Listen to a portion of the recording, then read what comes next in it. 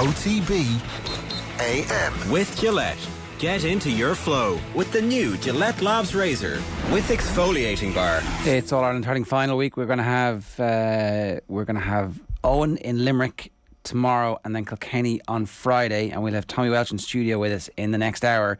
But there couldn't be a better day to have Johnny Ward with us in studio, because basically all of his favourite things happened in the world yesterday. Climate change protests during the cycling, League of Ireland team qualifying for the next round in Europe, and... What was the third thing you said? I'm actually genuinely waiting for this. Galway County Board flexing their muscles, showing that Galway pride and telling everybody that they weren't coming out for the second half unless they got their point and they got their due. Why have you such an issue? I don't have an issue with this. 4-3 at the time, and I mean, if you look at the interview, it was a Galway BFM interview. They praised the referee and they said the referees were looking into it, and it was like it was a bit of gamesmanship. The minute we played the game, we wanted to get that extra point. It was 4-3 at the time. Galway referee's word is final. You know, we're gonna. It wasn't, because Hawkeye screwed it up. We're going to turn down an opportunity to play in the second half of an All-Ireland semi-final. A point down. They were bluffing, but they got the point back. I don't have an issue with that. It was fine margins. But they didn't get the point back by threatening not to play. But they didn't know that. To take their ball home. They didn't know that. I was at the game. I didn't know what was going on. I'm sure in the dressing room they weren't entirely sure what was going on. The county board knew what was going on, and they went into the referee. I don't really have an issue with it, though. And if it were Derry, I would have said the same thing. So it's a fair game for people to go to the referee at half-time in big games. Is now an established. So in the final, if David Clifford gets sent off just before half-time, and somebody from possibly should have gotten sent off, and somebody from Kerry was to visit and get him put back in for the second half, you're like, that's just playing the game. That's the game. You're like, but this was Hawkeye getting it spectacularly wrong. I mean, this is black and white. Well, there's no grey area. And what about the Derry point? I genuinely don't think I didn't get any text about that at half time. So it didn't seem maybe because it wasn't highlighted on the telly, you know? Well, it wasn't, but we weren't to know that. So was there, I don't know, was there somebody like I would reserve the right of the Derry officials to do the same thing, were they to know that Glass's point was a point as well. Maybe I don't know. Maybe somebody decided that they were going to look at that point and not this point. Maybe. The power of the TV director. We see it in New Zealand rugby. They get to decide, that's not a yellow card, that's not a red card, we're not showing those. Oh, an Irishman is like slightly stepped out there. You see the Dublin Dublin goalkeeper, it's gamesmanship, but like we were looking for a point. And do you expect people off the field to be able to indulge in gamesmanship? I don't think so. I just think you can't be threatening not to play in the second half and All-Ireland semi-final. It was bluff. Under any circumstances. Maybe it would have helped. I don't know, but I reserved the right for them. When it was a 4-3 game, I mean, it was a horror show in the first half. It turns out you were worried. Well, like Galway had 1 point after half an hour or something. Who knows? I mean, at half times, I'd say the betting was fairly close. And a point was a big deal. And we were wrongly, denied a point. So I don't really like they weren't going in like with shotguns or anything. I mean, they were just they were going in with the threat that we're not coming out for the second half. And the ref could have said, "Okay, well, I'll deal with this, grand." But I'm sure it was cordial. And what if just in a hypothetical situation, we're like, look, we can't, nothing we can do. We missed it at the time. We can't fix it, right? We're not coming back after the second half. We'll come back to you after the game and see how we're getting on. I'm sure there would have been a return to the Croke Park for a replay. I was actually thinking of that at half time. I was like, geez, what if this is like a 1 point game at the end? There's a replay, no doubt. There's I don't know. I mean, maybe there isn't. Like we've seen this before. I can't even remember what happened now. There was like a Carlow Wexford game and a point that never was. There was a replay granted. But then there was another one where there was no replay granted and one team just bulled it out. And then you've me just bulling it out against Louth. No, don't care. Nothing. No. The incident was set by Hawkeye malfunctioning, though. I mean, that's the talking point here. Let's defend the Galway officials here. Like they're doing what you want them to do, right? Yeah, but if the Derry people did the same, I would say that's absolutely fine. Like they weren't going in there. You got to play the second half of the game. Yeah, but I mean, it was a threat. But it was a gamesmanship. Whatever. They were a point down, and it should have been given as a point. All right. We should bring the ref on the show and ask him, did he feel intimidated? I'm sure he didn't. It doesn't sound like it, in fairness. And Brendan Cawley, who, by the way, according to the Galway officials, was sound out. He was superb. He was like, lads, we're aware, we're looking. They communicated very well. We just meant the point that we won't be back in the field until we know it's rectified. In fairness, like we were happy with him. We just said, listen, we're not going back in the field. Thankfully, they didn't need to, because we have Damien Comer and Kerry. Beware, it's not over yet. You should be. You're not very good at this. You're supposed to be like, we'll be lucky to keep the ball kicked out to them. That's your role for the next 2 weeks. Things like exactly. Well, I think Pádraig Joyce has inculcated massive confidence in this team, and there's no suggestion whatever that he'd be playing gamesmanship. He talked about All Ireland, and now we're in one. May the fun begin. Ironically, it's the Kildare influence that is getting you over the line. Cian O'Neill. I mean, I know a man who wants to bring him to his own club in some shape or form. No more to be said, but he's well regarded across various sports. Oh, soccer? Possibly. Oh, League of Ireland, Galway United. No. Right, breaking news here, Johnny. I know somebody who wants Cian O'Neill because you're an inveterate gossip. soccer. You couldn't help yourself from like, oh no, I've said too much. I'm actually not an inveterate gossip. I have no interest in other people whatsoever, except when it comes to sport and except when it comes to and sports venue gossip and football secretary Pádraig Kelly. Well, so you fair enough. And I, to be honest, I mean, maybe You're trying to stir it. I mean, well, I think you have in the morning. You have to play the second half of the game. You have to. They would have. They would have, though. Fair enough. Okay. They would have. OTB AM brought to you live each morning by Gillette Labs for an effortless finish to your day. How many kids do you have? You've 3. How many times have you made false threats that we're going to do this unless you do that? And you didn't mean it. Yeah, it's true. The kids suss you out pretty quickly that you're bluffing pretty quickly. Well, let's hope away. Hawkeye works in the final if it's even there. They call your bluff immediately. Yeah, so kids are getting the evolutions of humans. Kids are getting extremely intelligent very quickly. It's very annoying. Right. What's their future hold, which we can talk about in due course. Yeah, well, that's not your actual kids. 7:35. Nathan Murphy. Tommy Walsh at 8:10. Virtual Insanity with John Duggan ahead of the Open. Derek McNamara is going to give us the lowdown and the analysis on Ireland versus the All Blacks from last week, and Fiona Coghlan will cast forward to next week. We've got Westmeath reaction from the Tailteann Cup, and the mad celebrations that they had look great. The Westmeath fans certainly swelling the numbers of Galway-looking people at the weekend. Yeah. Maybe more of them. There were a couple of people dying very young in Westmeath that I just kind of became aware of this afterwards. I think there were some poignant celebrations. I would have friends in Maryland Club, and they lost one of their real stalwarts in his 40s. I'll actually get his name, but there were a lot of I think that meant an awful lot to a lot of Westmeath people, notwithstanding that they've had a couple of recent tragedies in the county. And I think the Tailteann Cup was great. I thought that, Cavan and Westmeath people rushing for tickets to see their team play in Croke Park, I think was great. And I hope it really builds on the success of the first renewal. And I thought when we had a chat last week with Lee Keegan, I thought his enthusiasm for somebody who will never be involved in the Tailteann Cup was really endearing. It's All-Ireland Hurling Final week. As you know, we've got 4 priceless tickets to give away on the show this week. It's all thanks to Bord Gosh Energy. 2022 marks the 6th year of Bord Gosh Energy sponsorships of the GAA Hurling All-Ireland Senior Championship. And to celebrate every day this week, we're giving away a €150 one for all voucher. And more importantly, each winner will go into Friday's draw for an incredible grand prize of a €1,500 one for all voucher and 4 tickets to Sunday's All-Ireland Final between Limerick and Kilkenny. To enter, tune into tonight's show. It's all thanks to Bord Gosh Energy. You can search the hashtag Gift of the Gab for more. Now, we're joined by our very own Nathan Murphy. Nathan, hello. Good morning. What's going on? I'm just fascinated by Johnny's optimism for the All-Ireland Final. Why is it misplaced? I didn't say it was misplaced. Not from Mayo. Oh, shots fired. We don't know what it's like to lose All-Ireland finals regularly. Wow, well, I'm surprised you remember what it is like to be in an All-Ireland final. Vaguely. I don't know if you've seen your hurlers play too often, Johnny, but I'd say you know well what it's like to lose an All-Ireland final. 2001.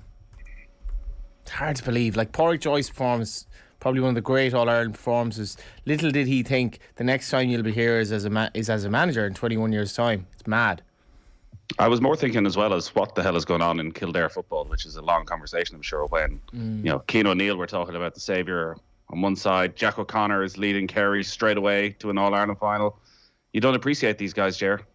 Well, I mean, they don't appreciate it, maybe. You remember that whole, how good a manager would Brian Cody be if he was in charge of somebody that wasn't Kilkenny?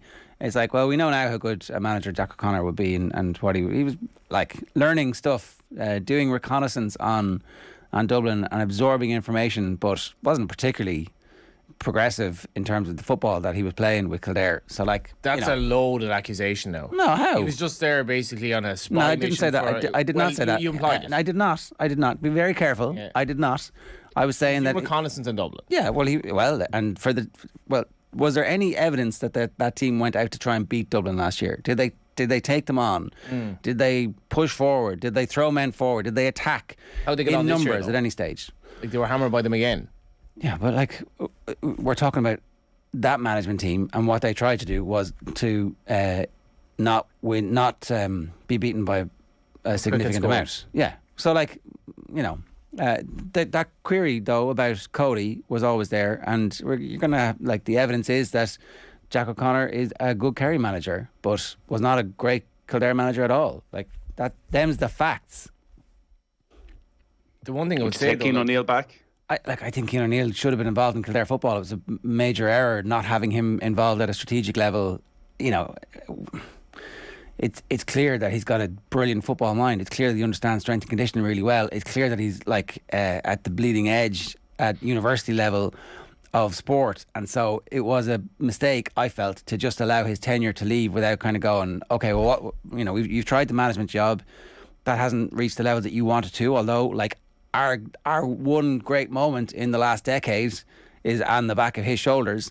So, like, there should have been some way of getting him involved in Kildare football that made sense, and for whatever reason, it didn't happen. Just getting back to Jack though. Jack hasn't achieved anything with Kerry. Like they got through Munster. They were favourites to beat Dublin. Literally fell over the line. Were legless. He's won the All-Ireland in both of his previous stints. No, sorry. In this role, he's basically gotten the All-Ireland final. I don't see if Kerry don't win the All-Ireland against Galway, he's had a failure of a year. Like, yeah, but they're going to win the All-Ireland against Galway. Why is this like a fait accompli? It isn't at all. Okay, they're 5-point favourites, and they've beaten the best team in the competition that they've played so far. And I think like this confidence in Kerry is so misplaced in terms of this final. This is a very good Galway team with serious forwards. Like, is it a really good Galway team? I believe it is. Yeah, I think it is, and one with massive belief, having come through two Croke Park games though. Yeah, okay, albeit it was a Division 2 team. Yeah. And I don't really rate Dublin to the extent. What that about they the didn't 7-point lead that they had against Armagh and couldn't manage the game out? That was a Goobo situation in Gaelic football. You'll never see the likes of it again. Well, kind of the last 5 minutes against Mayo were fairly similar in that they had a 7-point lead, and the last 5 minutes against Roscommon they had a 7-point lead and got through. Yeah, again that game was over. They've won all Derry these scored games. a late goal. They were the better team in all those games, and they demolished Derry, like 6 points in the guts of 70 minutes. Massive belief. And anyone who thinks this is a fait accompli is going to be like, there's no way. This is a close game. Definitely. Kerry were out on their feet against Dublin. Like, yeah, having battered them in the first half. In decline. Having battered them in the first half. Like, the game's over if the penalty goes in. Yeah. It's a double-digit win for Kerry if that happens. I think it goes to extra time. We're talking about a Dublin-Galway final here, and the rush for tickets would be even worse. What do you think, Nathan? Looking from afar. I thought Kerry were by far the better team. They have the outstanding talent of their generation who Galway are not going to be able to get a handle on, and David Clifford in the final. Shane Walsh. Deserving 5 points. Shane Walsh is a very, very good player. Damien Comer is a very good player, but nobody's on the level of where Clifford is right now. And, Galway have got the job done. They were on the right side of the draw. Would Galway have beaten Dublin? I'm not quite convinced. I think everything we have seen so far suggests that Kerry win this. You could well be right. It could well be a close game. And, maybe Kerry's fitness levels having pretty much been at it since week 1 in January, since going out in the McGrath Cup. Maybe they'll be able to stick with it. I'm not sure what you're playing in the background there, Ger. Sorry, yeah, just the YouTube channel. YouTube.com/off the ball. That's what it was. Yeah, you like to watch yourself while you're on. I don't know, Johnny. This is bonus territory for Galway, isn't it? Getting to an All-Ireland final this year? It is, yeah. Absolutely. I would say that, but I think if you compare our forwards to their forwards, a lot will depend on Clifford. I'm not really sure how they manage him. I don't know physically if our full back line is... Sorry. Their forwards to your forwards. They've got David Clifford. They've got Paddy Clifford. They've got Shawnee O'Shea. Yeah. We have... It's not just David Clifford. Yeah, we have a really good forward line, two of whom didn't even play that well in the semi-final. Walsh and Finnerty will expect to play a lot better. I think David Moran's lack of mobility will help the fact that Conroy doesn't have that much mobility in midfield, because they're two. Conroy will be able to get on the ball a bit. Our defence is pretty good, it has to be said. Okay, you're talking yourself into it. We've got 2 weeks of this. It's going to be a long 2 weeks. A week and a half. We can do it again. It is Don't worry. mad. God, I gotta say, it's insufferable listening to Galway people hype themselves up ahead of an All-Ireland final. I genuinely, like, I went into the Limerick game in the hurling and I said all week, we've no chance. Got slightly more hopeful as the week went on. Everyone I speak to in Galway gives us a very, very realistic chance of beating Kerry, and I fully believe that we've every chance. Right. It's 7:45. Nathan's on to talk golf because the Open is on. And Tiger. So very quickly, Richard Redballs on YouTube says Johnny Ward 2-0 up on Murphy early, and Rick Jagger says Johnny Ward is always up on everyone else. Your fan club is out today. Wow. All two of them. Sorry, Nathan. I didn't mean to. Like, I said this before, and I've gotten a lot of abuse at home. I genuinely want Mayo to win All Ireland when Galway are out. I like Mayo people. I love visiting Mayo. I think he brought so much Gaelic football, and I would hope it will be reciprocated on Sunday week. Not a chance. Does anyone in Mayo actually want Galway to win? No. It's because it's like, No. well, I've been on a date with that girl like 20 times, and you just rocked up and you just pulled her straight away, and she just kept turning me down despite promising me the world. And now you just brought her a nice meal, showed her how good you are, and bang bang. So probably don't wish me well. Do you wish Galway well? No, I think if Galway had been there and contenders for 4 or 5 years, Bang, there bang. might be a bit of warmth. But they're just rocking up and bang bang, Johnny, is not something Mayo people will appreciate. It is mad Galway though, the people. lack of Connacht All Ireland wins. Like when you think Galway in 98, 2001. It's not a huge It's number of mad, counties. like, it's so low. Like There's not a you huge still number have of counties. Galway and Mayo. And also, it's not very populated compared to the rest of the country, you know? Vast swathes of Connemara are nothing but like tumbleweed and stone walls. You're going down some dangerous roads this morning. The facts are it's not particularly Yeah, popular. Sean Galway O'Donnell. plays two sports, like hurling and football, and so therefore the county is divided immediately. And most of those great clubs aren't dual clubs. There's great football clubs and great hurling clubs, but like No, you're right there. Mayo has a pretty big population and does literally nothing but football. Like no interest in anything in the wider world. Keith Higgins would dispute that. But anyway, Thank you. yeah, and they've got their fishing, they've got their oil, floats in a bed of oil. I was on Clare Island last year, stunning, and I met a farmer who said he'd no interest in football. I was like, what? You're from Mayo? And he goes, no, jeez, I don't know, I just can't get it on. And it's just like, you're literally the first person in Mayo. I'm looking up the population, 130,000. You're the first person in Mayo who wasn't stone mad about football. Rory Larmer says, how does Walsh keep getting away with these performances every week exactly the same against Armagh? Well, because he's kicking unbelievable scores. And the performance against Armagh, if you listen to the football pod, they were making the point that all of their attacks went down the left-hand side because he's reliable. He's going to find the best person from play and make the correct pass. It's like, unless you're scoring 7 points, you've done nothing in a game. Yeah, well, the funny thing was, like, his performance against Armagh was like 20 out of 10 until he gave the ball away so needlessly for that. And it's those little moments. So Galway go out, That's what everyone's people remember, blaming, yeah. everyone's No, blaming true. Shane But he Walsh. was also like He was relentlessly. amazing. He was amazing. He was that also game. relentlessly beaten, like Yeah. dragged to the ground, head smashed, kicked, punched, gouged, and is like, yeah, no problem. I'll just kick this over with either of my feet from 60 yards. Like, he's been It's doing an what Sean amazing O'Shea's been talent. doing all year. Yeah. And it's like, can't get no love. Just can't get no love. Anyway, Amazing talent. we have plenty of time for that. The hurling's on this weekend. Like, why are we talking about it? We've got. Don't worry, we'll get to that with Tommy Walsh a little bit later on. Nathan, Tiger Woods is on the back of all the papers, giving out about Live Golf and saying that they are a betrayal of the sport. He has basically ripped into, in a calm and precise way, the whole notion of Live Golf, the tournaments, the people joining it, the lack of competition, the fact that you're just getting guaranteed money. It's really interesting to see like golf's most important person do this. He did half an hour of a press conference yesterday, and it was unthinkable Tiger Woods doing this type of press conference 5 years ago, 10 years ago, 20 years ago, where he spoke in depth about the history of the game and his love of St Andrews and his memories of watching Arnold Palmer and Jack Nicklaus tee off in their final rounds, of what it meant to him when Tiger Woods rocked up because Arnold Palmer was teeing off at a similar time to he was. He certainly wasn't getting out of bed early to see it at the time. He was so focused on his own thing. Whereas this week, he's looking around at the 150th Open. He's taking in all the history. He knows it's probably going to be his last time at St Andrews. He says it's not going to be his last major. But he was as honest, and he had clearly thought about this as to what he was going to say on Live Golf, because he hasn't really spoken about it publicly. He Never mentioned the $1 billion that he was reportedly offered to join Live Golf, but he absolutely eviscerated the idea of Live Golf straight away from the offset. Greg Norman, it was the right decision not to invite him to the Champions Dinner. That, you know, he has done some things that aren't in the best interests of golf. So this week is all about the good of golf, about the history of golf. So why would you bring somebody like Greg Norman into that? And you're right, he basically took the piss then out of Live Golf, of like, this is not what we were brought up to believe golf is. 54 holes, loud music, banging on every single hole. Doesn't make any sense. No great pressure on anybody to perform because there's no cuts in these events. So, like, Tiger clearly has nailed his colours to the mast. Because one of the ironic things about Live is that players constantly talk about being free agents and want to be able to pick and choose what they do. And a lot of the older players don't want to play as much golf. They want to spend more time with their family. Ian Poulter said he'd missed 55% of his young kids' upbringing last week, and he wants to spend more time with their family. You sign up to this, you've got to play the tournaments. You have to. It might only be 8 at the moment. It could be 14 next year, but they want you at their tournaments. So actually, you have less freedom to pick and choose what events you play by signing up to Live Golf. Now, it does feel that this has come maybe a little bit too late from Tiger Woods. Like, already, a lot of the big guns are gone. More are going to go over the next few weeks.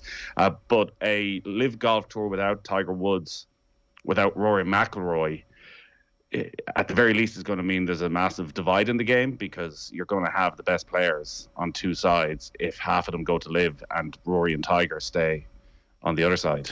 Is there anybody who's been really good over the last 18 months, fit and, you know, committed to playing golf and trying to be the world number one and winning majors, who's gone to Live Golf over the last couple of weeks? Not really. Like, they have a huge amount of the big names. We spoke about the PIP, the performance. I'm not sure what exactly it stands for, but it's performance payment, basically, where the top 10 of the PGA Tour get money for nothing. And several of the guys in that, so the big stars, like Brooks Koepka going felt like a big deal. Like, Brooks Koepka is an absolute superstar in the game. Bryson DeChambeau, you just had to see the reaction to DeChambeau even down in Adair Manor last week. Like, he is one of the top 5 names in golf right now. Now, he hasn't been able to perform for the last couple of years, or last year, because of injury, and maybe with the way he swings a club, maybe he'll never fully get over those injuries. Dustin Johnson's been one of the stars for the last 10, 15 years, but nobody in the top 10 in the world has gone. None of the guys who've been contending week in, week out on the PGA Tour.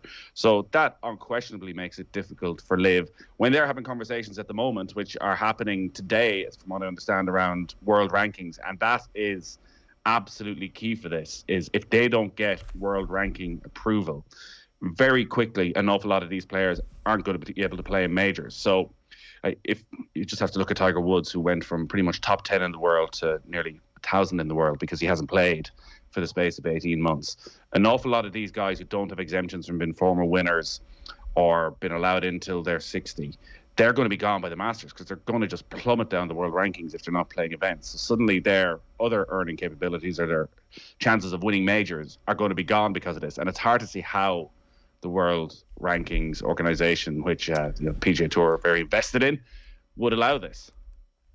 Okay. What's going to happen at this? I see loads of people complaining about the fact that the course might be too easy this week. Like, when Faldo won, he started with a 66, 67. Is that right? Yeah, it's going. Well, Rory in 2010 started with a 63. Like, the difference between now and 2010 was that Rory started with the 63, perfect conditions, and then the wind just whipped up on the afternoon of the Friday, and Rory shot 80, and everybody who was in that side of the draw was pretty much knocked out of the tournament of contending for it. The weather, as we know at the moment, is sensational, and there's going to be little or no wind. So St Andrews has no protection if there's no wind. Tiger was saying yesterday that the fairways are running faster than the greens. It is rock hard. The expectation is that a lot of the par 4s will be drivable. Certainly all the par 5s will be gettable in 2. That players will be having 7-8 eagle putts. 63 is still the lowest round in a major at St Andrews. A few players have had that. Don't be at all surprised if that goes. Harrington was interesting in terms of, like, this. Could the course be humiliated? Like, could we have a 30 under par winning an Open Championship at St Andrews? And would that mean that actually we shouldn't have an Open Championship at St Andrews? Like, I think that's overblown in terms of, do people care? What they want to see is an exciting tournament. And if it's close going down on Sunday afternoon, going down the stretch, I don't think anyone would really mind what the score is. Harrington reckoned that don't be surprised if somebody shoots very, very low in the 60s, because you can go for everything and somebody will get lucky on a day and everything will fall to them.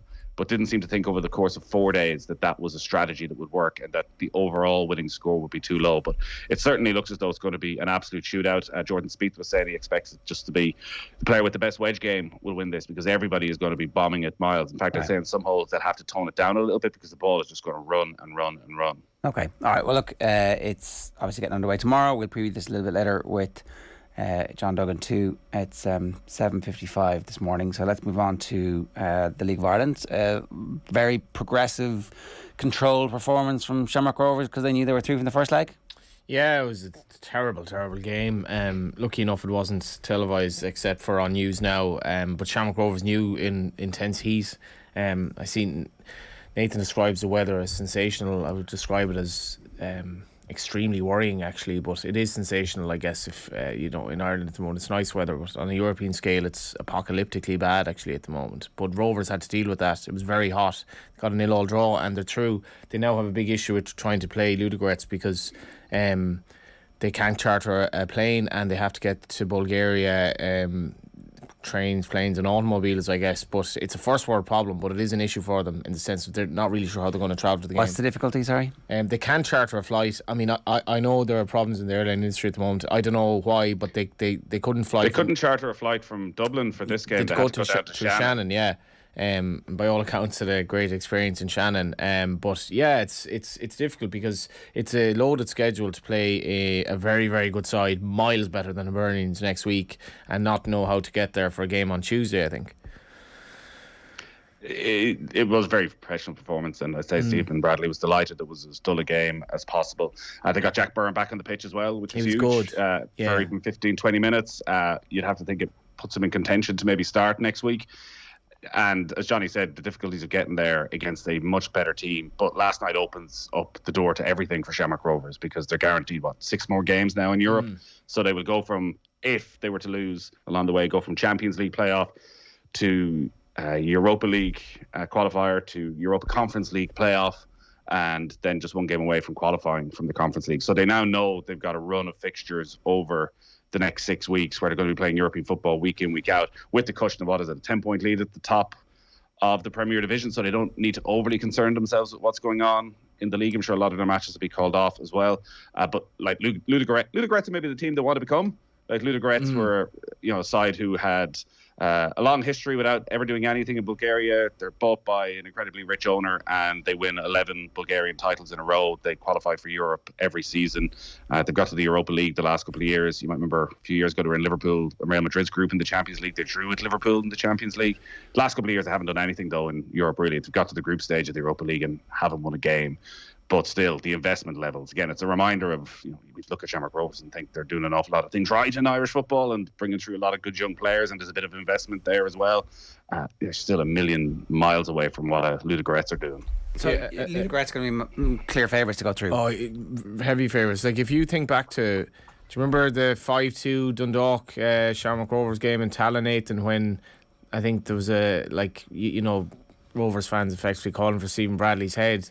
And I think in the very next game, Gavin Bazunu made his debut, I think, and everything kind of changed from then. But I'm really delighted that putting faith in a young manager who was unproven and clearly under pressure, and most people probably would have said it was time for him to go at that time. Shamrock Rovers decided that they'd had enough of letting managers go, including Stephen Kenny, Trevor Crawley and Pat Fenlon, who had great pedigrees going into the jobs in many respects. They stuck with Bradley, and as Nathan says there, the worst case scenario now is that they'll be in a playoff for the group stages of the Conference League, which is worth a lot of money. And the interesting thing here is we're on about what do Mayo want for Galway, and Connacht teams should cheer on the other Connacht teams. There is an element of other League of Ireland teams thinking, well, okay, we would like the other League of Ireland teams to do well, but if Shamrock Rovers make all this money in Europe and they have Dermot Desmond's backing, are they going to become so powerful in the League of Ireland that we can compete? And that's probably a realistic thing, but they've a long way to go. I think they haven't been challenged enough, I think, to be anyway confident against Ludogorets, and I'm still not sure about them in some areas when they come up against better opposition, but it's great that they've 6 more games at least. All right, we want to move on to the other big stories from the last 24 hours or so. We now know that Nathan Collins is going to be a Wolves player next year. This has been speculated on for a long period of time. I think maybe Leicester would have been the best possible outcome for him, Nathan, but ultimately this is also a really good outcome. Yeah, I think Leicester maybe have a slightly higher ceiling than Wolves, but Wolves have a manager who is very defensively minded. They conceded the fewest amount of goals outside the top 4 last season. There's a spot there ready and waiting for him in the team. Romain Saiss has left. His contract is up, so he'll play alongside Conor Cody and Max Kilman, assumedly on the right of a back 3. And Wolves were very good last season. Like, they had quite a few injuries through the season. There's no reason why they can't expect to finish top 8. I'd be interested to see what other business they do. Pedro Neto's back. He is one of the best players probably outside the top 4 now, but he was injured for the vast majority of last season. So 1 or 2 more players, and definitely they could be on the way. But this is a great move. Like, it's quite incredible how quickly this has happened, considering he only had the year at Stoke, who spent an awful lot of money. And you have to assume it's not just built on what he did in the Nations League performances, but like the quality of that goal. I think it suddenly brings everybody alive around English football to, wait a second, maybe we need to get this guy now, because maybe another year at Burnley, he's worth another 10 million, because it does look a very good deal. He's the most expensive Irish player in history. Like, more, and I know transfer fees have gone up and inflation and all of that. And I'm not saying, he's at the level of a Robbie Keane just yet. But still, for somebody at 21 with, half a season of Premier League football under his belt at Burnley, to get a move like this, and it just feels like it's a stepping stone. We had his dad on the show a couple of weeks back, and like everything about the family is built around football, and they understand every part of football. His uncle is his agent. His dad was a kid at Liverpool. It didn't quite work out, so he knows the pitfalls that are there, but also the insight he gave into his personality as a 9-10-year-old who knew he was going to go and play in the Premier League, who was walking to train in a cherry orchard when his dad was coming home late from work because he wanted to be the best, who was analysing games when he was with the DDSL side at under 13 and going back to his dad coaching cherry orchard saying, why are these coaches doing all this good stuff over here that we're not doing? Like, that's the depth of the man that is there in Nathan Collins. And it's just incredibly exciting, I think, for Irish football to see where he's going. You're saying he's the Irish Johan Cruyff. That's what I'm hearing. He's going to have an influence on Irish football for the next 70 years. No pressure. It's a brilliant, like St James's Gate, like, who we'll all be familiar with, like here in St James's Gate in the FAI Cup down the years, and they're effectively gone out of business, and it's really sad. And to see Cherry Orchard getting $250,000, I think, from this, and like, it's great that Irish clubs who develop young players can progress. But I'm asking Coach Murphy here. This just came into my head. You've obviously a good pedigree in the game in terms of coaching yourself. If you're down to your last, you can make one more signing, right? So fantasy football, and you've one more signing for the years to come, and it's the same amount of money. Do you sign Nathan Collins or Gavin Bazunu? Oh, I think you sign Nathan Collins. Absolutely, because I think right now he's ready to go. He is ready to go. Like Bazunu, you could get 12 years out of 20 years. Everything goes right. 20 years. Yeah, quite possible. That's the bit where you get your money back on. Listen, that. both of these are brilliant, because like, we were facing the possibility ahead of these 2 transfers that there mightn't have been a single Irish player starting for their clubs in the Premier League this season. Now, we don't know what will happen with Seamus Coleman. Nathan Patterson's come in, whether he's ready or not. Coleman always finds a way of proving us wrong, and maybe he ends up playing every game for Everton this season. But Matt Doherty doesn't look as though he's going to be in the starting 11 at Spurs. They're trying to sign a new right back in Jed Spence. It hasn't happened. Maybe Doherty ends up back at Wolves, or maybe he just tries to stick it out at Tottenham. But certainly as you go through the Irish 11, there's an awful lot of guys still just on the fringes, and there's probably a few more transfers to go. But to know that like somebody who's going to be such an integral part of your team as Nathan Collins is going to be playing every single week at Wolves, that Bazunu's at Southampton, like 2 very steady clubs is the thing as well. They're not, they're not going to Bournemouth, where you're thinking it's going to be a scrap and are they going to be back playing championship football.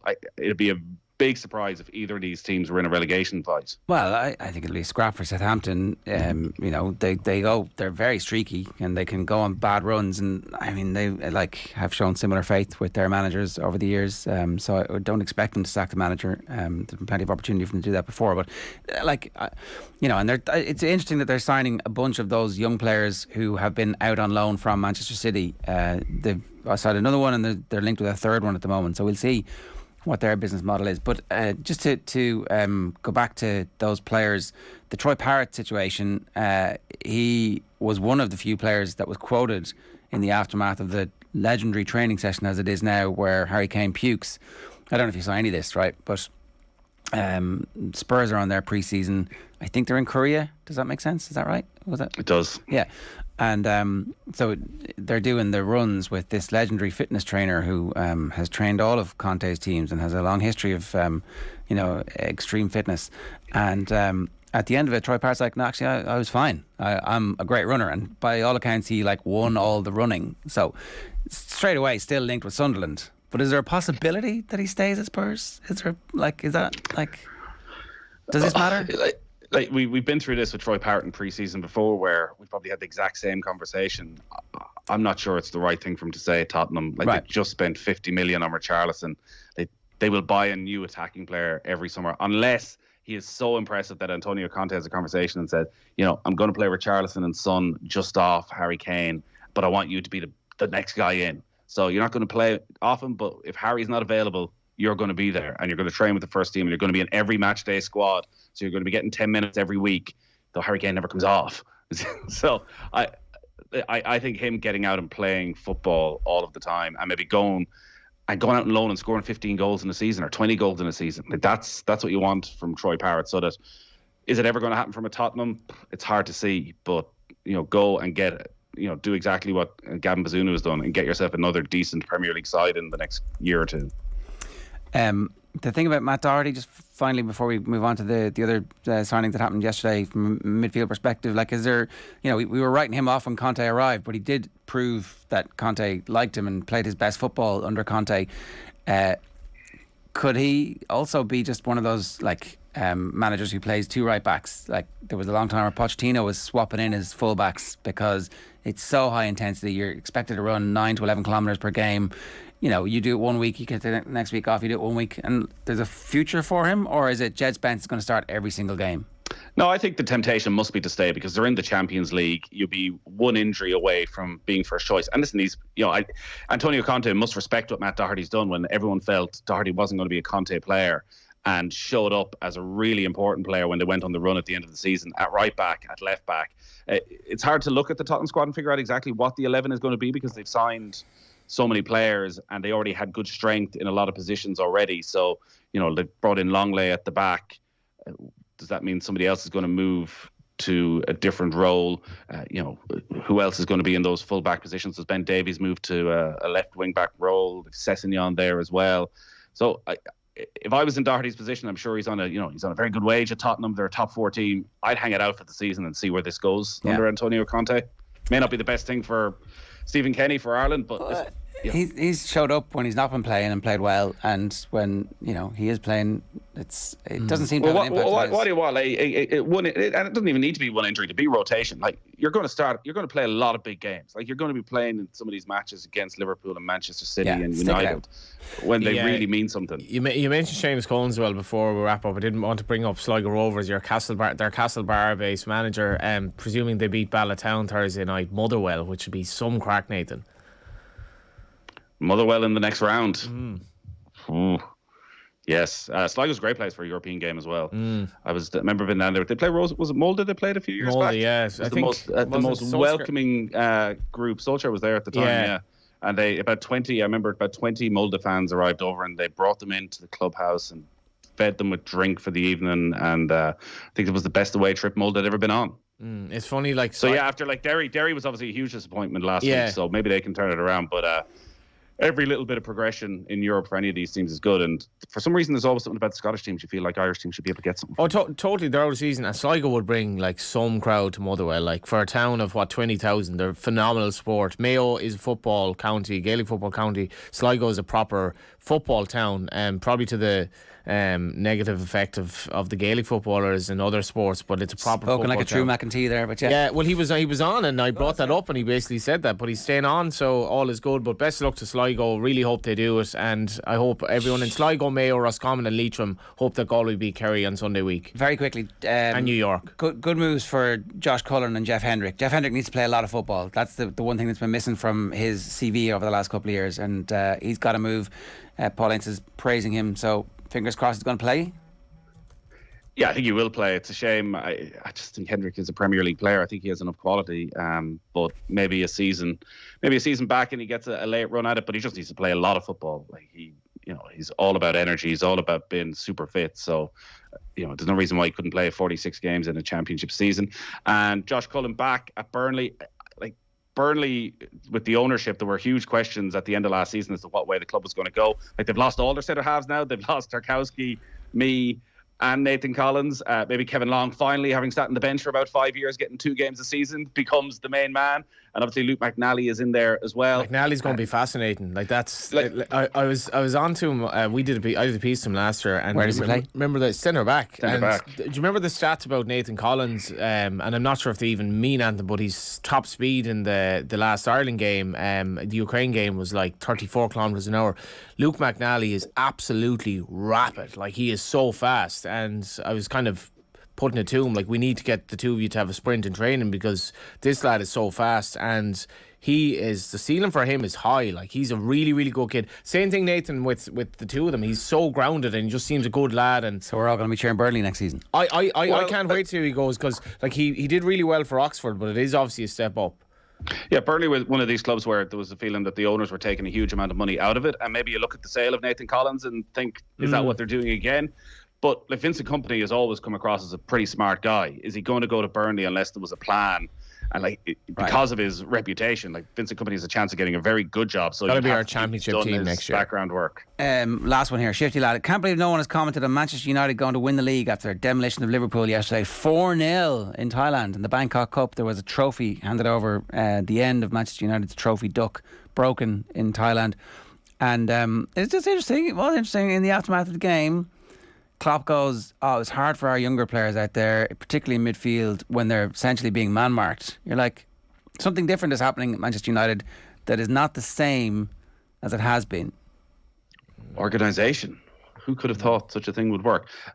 I think Liverpool tried, was it over 30 players over the course of the game? They're only back in training a week, but it's like, Manchester United is such a basket case. If Liverpool had gone and beaten Manchester United 4-0, like, I don't want to say there'd be pressure already, but there'd be a massive overreaction to it. Liverpool could probably take their 4-0 beating and try out 30 players and move on to the next pre-season game, whereas United, you do feel, need a bit of momentum and signs, as you're saying early on. I didn't watch this friendly yesterday, but signs maybe that there's an actual plan there. Jadon Sancho turning into a good footballer. It'd be like a new signing, as the old cliche goes. Nathan, good stuff. Who's going to win the Open? Dustin Johnson. Right. Live forever. Out of nowhere, right?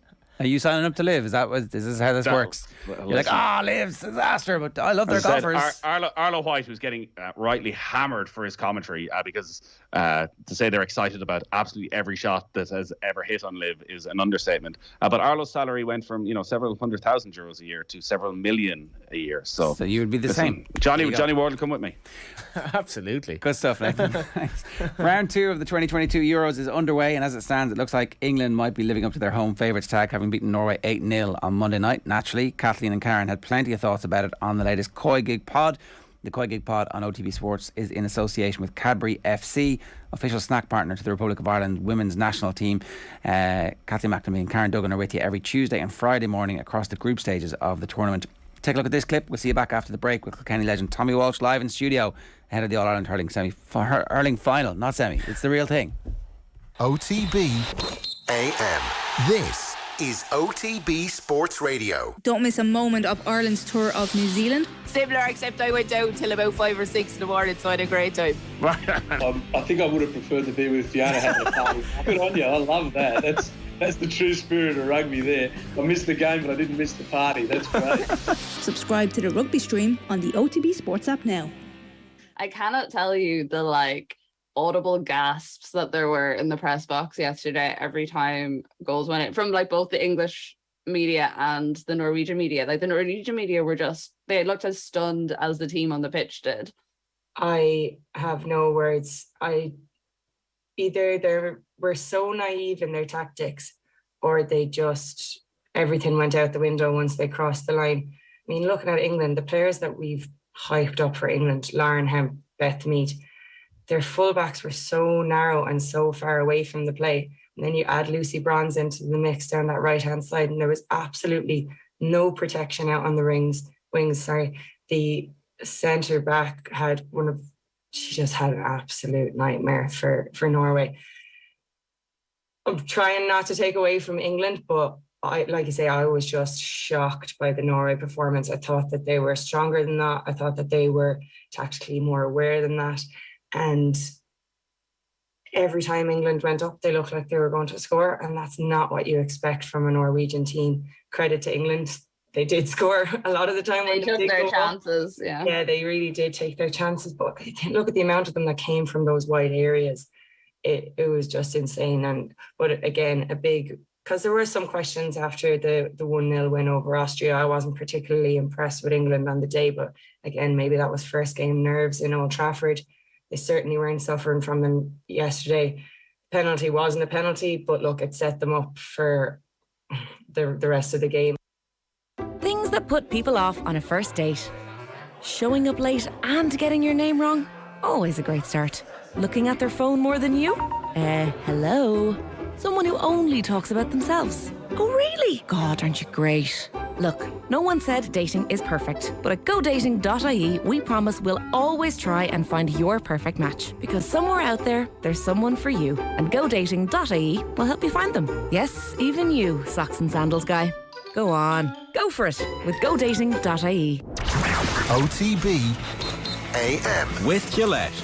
Get into your flow with the new Gillette Labs Razor with exfoliating bar. 16 minutes past 8, and we are delighted to say Tommy Walsh is with us in studio. Tommy, how are you? Yeah, good morning, Ger. What's the level of nerves like? When do you start the build up now to an All-Ireland final like this? You've been thinking about it non-stop for 2 weeks, or you try and hold it at bay because you don't want to peak too soon? Yeah, well, I suppose this week is a little bit different, Ger, because we're going for the double. First time since Cork, I think, is it 1990? So we have the football in the bag now from last weekend, so hopefully the hurling will follow. When does it start? You know, I was listening to Paul Murphy and Skehill there during the week, and you know, they were talking about the knots in your stomach, that they just suddenly appear, and you know, that's so true. So you could be, you know, tipping along, going about your day as per normal, and next minute something just, it could be a reference to Croke Park, or you might meet someone in the shop or putting petrol in the car, and they might mention something, and it comes, and you know, it's All-Ireland Final week or a big game day, like. And could that happen at any point in the week, like Monday, Tuesday? Oh yeah, well, I'd say any time after the All-Ireland semi-final, right? But it kind of gets bigger as the closer you get to the game. And once they're there, do they come and go, or is that it now? You're like kind of in ribbons for the whole week. Just come on, just get through this. Yeah, and I suppose experience helps you in that regard, and maybe winning one will help you. So, like, I was lucky enough in my preparations that I suppose from an underage career you're used to be playing in big games, so the way I used to deal with it was I wouldn't be afraid of it. So when it came in, I used to let it flow back out, right, instead of saying, oh, why am I feeling like this, which the game is over, and I used to just let it come in and out, right. So I think about something else straight away, so I wasn't running away from the fact, but I was able to, I suppose, get by that way. And as well, my first year on the panel, like, it was actually 20 years ago now, 2002. I was called in after the Leinster final, and myself and DJ came back. So, well, it was just DJ at the time, but listen, we came in after the Leinster final, and I remember actually a funny story around DJ that time. Like, they're after playing the Leinster final against Wexford. I think they beat them 19 points to 17, and I suppose the older leaders on the squad, DJ was after retiring that time, but he was still young, felt that to win an All-Ireland they need DJ back. So they got talking after the Leinster final. I don't know, was it the night of the Leinster final, or it could have been the day after, as you would, and slowly but surely then talk got around, and someone obviously went out to meet him or rang him, and DJ was back, and he was a huge part of winning that. But just going back, to the nervous part, was I was a sub then that year and never got on, so the first few weeks you're looking forward to, you're so excited to be part of it with your heroes, but then you realise, I don't want to be a sub, like, you know, I want to be playing that. So you have no nerves coming up to a final, no nerves to a semi-final. So after that I said to myself, you know what, give me all the nerves in the world, all the knots in the stomach in the world, I'll take it just to be part of it. So I learned that, listen, while you'd love to go out and play like a challenge game, isn't it better to have that than not being playing at all? Definitely. Did someone talk to you about that, or was that just like self-taught yourself, or was that the type of thing that you could go to other players in the team or anybody in management, or was there somebody that you could kind of go, look, I feel like this, I wouldn't mind not feeling like this, or what does this feeling mean? Like, yeah, well, I experienced it, and I experienced it like when you're from a small place, you'd usually make most teams. So there was once I didn't make it when all the friends in my class, it was kind of a league game, I think it was against the Borough, in the Borough, and a sub again, and it was rare enough, I suppose, at the time, because I said from a small place, but I hated it. And so I think through experience of going through the feelings of having nothing and no nerves, no anticipation, no excitement, I said, I learned that I'd rather have it all. So, and then you learn from just being there, I think, then that just laid in and out. And obviously there'll be lads passing on messages throughout. I can't remember exactly. But that whole pressure is a privilege cliche that exists now, that you were living that basically. Like, I want the pressure, I want the nerves, because that means that I'm in the team, and that means there's something big, there's a prize on offer. Absolutely. And I probably lived through it. So I lived through without no pressure. Yeah. So I knew both sides of the coin. It wasn't the grass is kind of greener. Whereas maybe if you'd made the team in the first year, it might have been completely different. Oh yeah, I'd say all the pressure would be on you, and you'd know no different because you've seen the heights straight away. Like, was it Tiger Woods was talking about the live golfers there yesterday, and he was like, these guys are getting money without going through the dirt, without having to earn it. And it was an interesting one from him, because I suppose, having read his book and that, with his dad and that, even though he became what he became, as in superior golfer to everybody else, the work he put in, the relentless practice. So he appreciated it, what it took for him to do to get where he got. So the same thing goes for all of us, and then I think big leaders, older leaders on your team help as well. Like when I started, Andy Comfort was the captain, 2002, and like, as of leaders, he is up there. Just an authoritative figure. I'd say it was 2003 All-Ireland Final. I think he was a sub. He was a captain in 2002. 2003 All-Ireland Final, I think he came on and put his foot in. He lost his hurl, put his foot in, and broke hurls off his leg. He didn't even feel it, Now I know Larry Murphy put his head in where other lads won't put his hurl, but listen, head or leg. Good combination. It's a brave thing to do. What will the Kilkenny panel be like confidence-wise going into this game? Because Limerick, they know this so well now, whereas some of the Kilkenny lads, they're obviously outsiders. Like, will they have any fear going in? They won't have fear, but I think going in as an underdog when you have a great chance is not a bad way to go in. Do you think they have a great chance? I do think they have a great chance, absolutely. They showed that in the semi-final.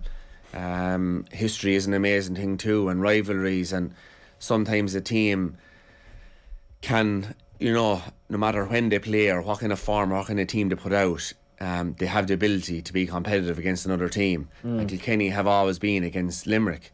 Like, you go back to John Coghlan, these guys have been so dominant for the last couple of years. But 2017, their first year, Kilkenny beat them. 2018, then Limerick turned the tide and we beat them again in 2019. So like, it's 2-1 in that era, and you couldn't say Kilkenny were always the better team. So I think that they have a great chance. To be a great chance, I suppose, Johnny, you have to have, at this time of the year, you have to have a savage work rate, but you also have to have individual brilliance. We're going to talk about the 5 key battles that you've picked out first. I have one last question about the DJ thing. Did the players go to DJ, or did they go to Cody first? Like, because Cody had to be on board with DJ coming back, right? Yeah. So did you? Yeah, I can't remember that now. Only thought of it coming up in the car there, to be honest. But big enough for Cody to, like, it definitely happened as regards the players chatting around as doing, somebody had to go to Brian and say, listen, he's really good. Could we get him back? And we won't mind if he comes back. Yeah, but you see, there's another kid called Tommy Walsh you could bring in as well, Brian. Yeah, I don't think they said that. But see, DJ, rewind back the clock, like, DJ was a god. The same way as, I don't know who's a god now, but DJ was a god to all Kilkenny folk. Cian Lynch, Cian Lynch, absolutely. Yeah. Joe Canning. So that's what you're talking about with regards to DJ. Like I often spoke about here before, like when DJ was in the county final, Kilkenny, he used to bring 5,000 more people to the final. Yeah. It was the buzz that when he got the ball, but also it was the humility. He was so nice. Like, Mikey Carey, his son, there's talk about Brian, he managed DJ to an All-Ireland final. Now he's managing Mikey to contest an All-Ireland final this weekend. Well, in 2002, Mikey and Sean, his brother, they used to be in around when we were stretching. They were in around the train sessions. And DJ was there like one of us, and he had great words of encouragement for all the young fellas. Yeah. It was never DJ, I'm the king. It was, listen, I look after you. And that's the way DJ. So once Brian knew that he was bringing back in, I suppose, a guy of that humility and that respect, and also he knew he gives a great chance of winning All-Ireland. You couldn't get away with that in Kilkenny, could you, being bigger than anyone, like? Well, under Brian will say, like, because it's the selfless nature, like, this is the collective, like. Yeah, and I suppose that's what's so similar to the two lads managing on Sunday. It's all about culture.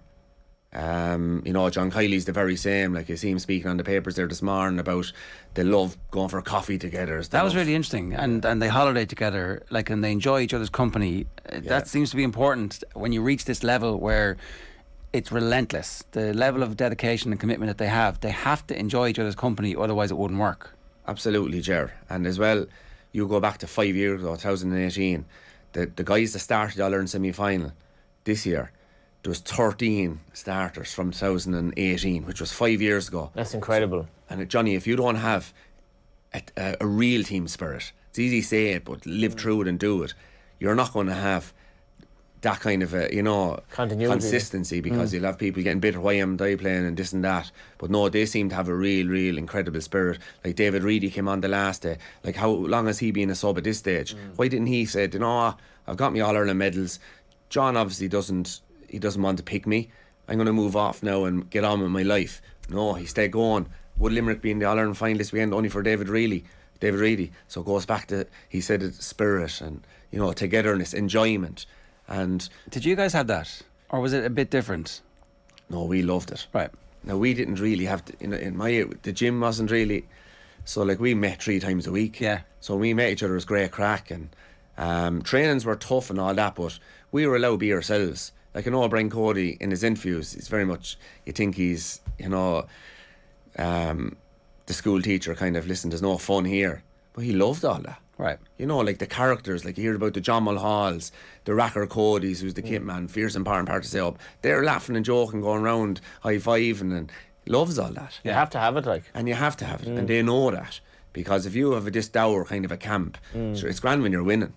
But as soon as something goes wrong, that's when you'll see people walking away or giving up, or, like you see, one interesting point is, Paul Mannion's interviews since the club, he finds that there was just too much involved. But we were lucky enough, we came before that era. Yeah. We didn't have really the analysis. And there was no one tracking your calories or your heart rate or any of that stuff. Absolutely not. And the way we believed at that time, and it was probably before the current era of science and that, was if you're playing well, you're doing the right things. If you're eating 5 breakfast rolls a week, stay eating them. It's working on Sunday. I always say 1,005 now, we didn't win the All-Ireland, but I had a fry every day this summer working on building sites. Now again, we didn't win, so maybe it wasn't the right thing to do. I should have been eating the fruit and the pasta. But it was a different era, That's actually, that's what, 2005, that might as well be 1940. It's that alien to this year, Can you imagine doing that now? You wouldn't get away with it maybe once a week. Yeah, no. It's mad, isn't it? Well, maybe these players are training so much that you can, I'd say you were working off whatever, and then training on top of it as well. Yeah, that didn't work then. Listen, it's all to do with confidence too. If you think you're doing the right thing, you're doing the right thing. I remember 2000 and I don't know what year it was, Paul Murphy was after coming onto the panel and probably won, so it could have been 2013 maybe when we lost. But Paul was after putting on a bit of weight, and they were on to him, what's he eating, because you had to give your nutritional plan, what you're eating day to day, and he was eating this and he's eating that, and we have the goujons down in Langton's, the meal you have after training. The nutritionist was goujons. And we were after eating goujons for about 10 years, after winning 7 or 8 All-Irelands, and they didn't know that we were getting goujons to Friday, and so they were gone off the menu after that. So what I'm saying is, the way I looked at that time is we were eating chicken. So chicken was good, bread was good, it was carbohydrates. And so a lot of it to do was in the head.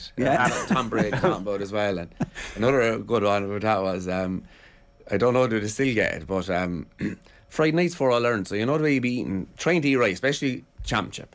You know, like say if you're having a cup of tea during January, February, March, you probably have 4 or 5 digestive biscuits with it. Like, you know, you might have no snack bars as well with it. But coming into championship, you'd only have the cup of tea. You might have yogurt or banana or something like that. That was the sacrifice we were making. And the same in Langton, so you weren't allowed to have dessert. You know, now in the start of it, probably before our time, you probably were allowed to have dessert, but now you weren't. But the Friday night before an All-Ireland, the biggest game of your life, really. You could have anything. You could have fit rolls, you could have cheesecake, you could have. And you know what? Looking back, it was great. It was well off. We were so excited getting the old cheesecake or the fit rolls. You know, it led into a great feeling. Yeah. And then you were buzzing come Sunday. And, you know, sure, what did it really matter at that stage? But, absolutely. You know. And did everybody hate Paul Murphy for getting the Goujons taken off the menu? He did. It's your fault. I want my Goujons. We weren't happy with him. No, Usain Bolt loves the chicken nugget. I mean, well, that was it. Apparently, that was all that. Right, let's get through these individual battles because, like, you've been talking about this team, this Kilkenny team, with a lot of confidence about the quality of the individuals, and it looks as if that quality of the individuals is beginning to mesh into a team. It's been quite the journey from a group who were uncertain about how to play through the lines to a team who now looks fairly confident doing that, but who aren't just a team who plays through the lines, who can go long if they need to. Yeah. And, you know, going through the lines is probably the terminology on it.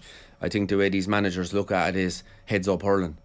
So if it's long and there's one-on-one inside, give it in. That will always be the best ball. Yeah. It's just if they have a spare man coming back or half-back coming back mopping up the whole time, then no, listen lads, this isn't working. So heads up hurling nowadays is you give the 5 or 10 yard pass. If there's a lad free, you will often see a left half-back or a right half-back will be free when someone in the full back line gets it. Why is that? Because the big danger as a midfielder or a half forward is when a guy gets in the full back line or out round then, he launches it and there's a goal opportunity. So you will kind of naturally start drifting back. Yeah. So it often leaves a wing back free out on his wing. And you see, Kyle Hayes isn't there anymore, but Diarmaid Burns and Dan Morrissey, you'll often see. Probably not Dan Morrissey, probably more of a marker, but definitely Diarmaid Burns. And Kilkenny did that the last day. And it was Croke Park then is such a different place than Salt Hill, such a different place than Nolan Park. Whether they are or whether they aren't, Croke Park is bigger. You know, and it isn't really. It's nominal if at all. Like it's just psychologically or something. I understand that, Jay. But I still can't get my head around it because playing on it's massive. And like I played in the old Croke Park. The old Croke Park was small, and it had hills and bumps and hollows. And I was amazed in 2001 playing as a minor. Thought Croke Park was only the biggest field of all time, and it was tiny. I couldn't get over it. It was like nearly playing on a soccer field or a rugby field. But the new Croke Park, I'm not sure what year that came in, the new field. I think it was around 2002, I'd say. Yeah, it was 2002. That was huge. And I know what you're saying, and the metric was probably the same as some places, but listen, it's all about when you're out there, and it is massive. And it's special awareness, and it's like the fact that 80,000 people and all that. I think, well, or the fact that the stadium is so big that, like, you know, maybe it's the... And the funny thing is, in the smaller grounds, you'd say, the people are close to you, it is smaller. But Johnny, 80,000 people or 2 people in Croke Park, it's still massive. I always found that there's more space to find, lads. So I think it might suit him, Ger, to play more this style. They tried it up in Salt Hill against Galway and they're overturned for about 1-4. Kilkenny. And so there was a crisis then, I presume. Like, I can only imagine what training is like after that. But they stuck with it because they had to stick with it because they had to evolve. Yeah. If they're going to beat Limerick, which is ultimately what at the start of the year everybody was like, well, okay, it'd be great to do well this year, but we have to beat Limerick if we're going to win this thing. Yeah.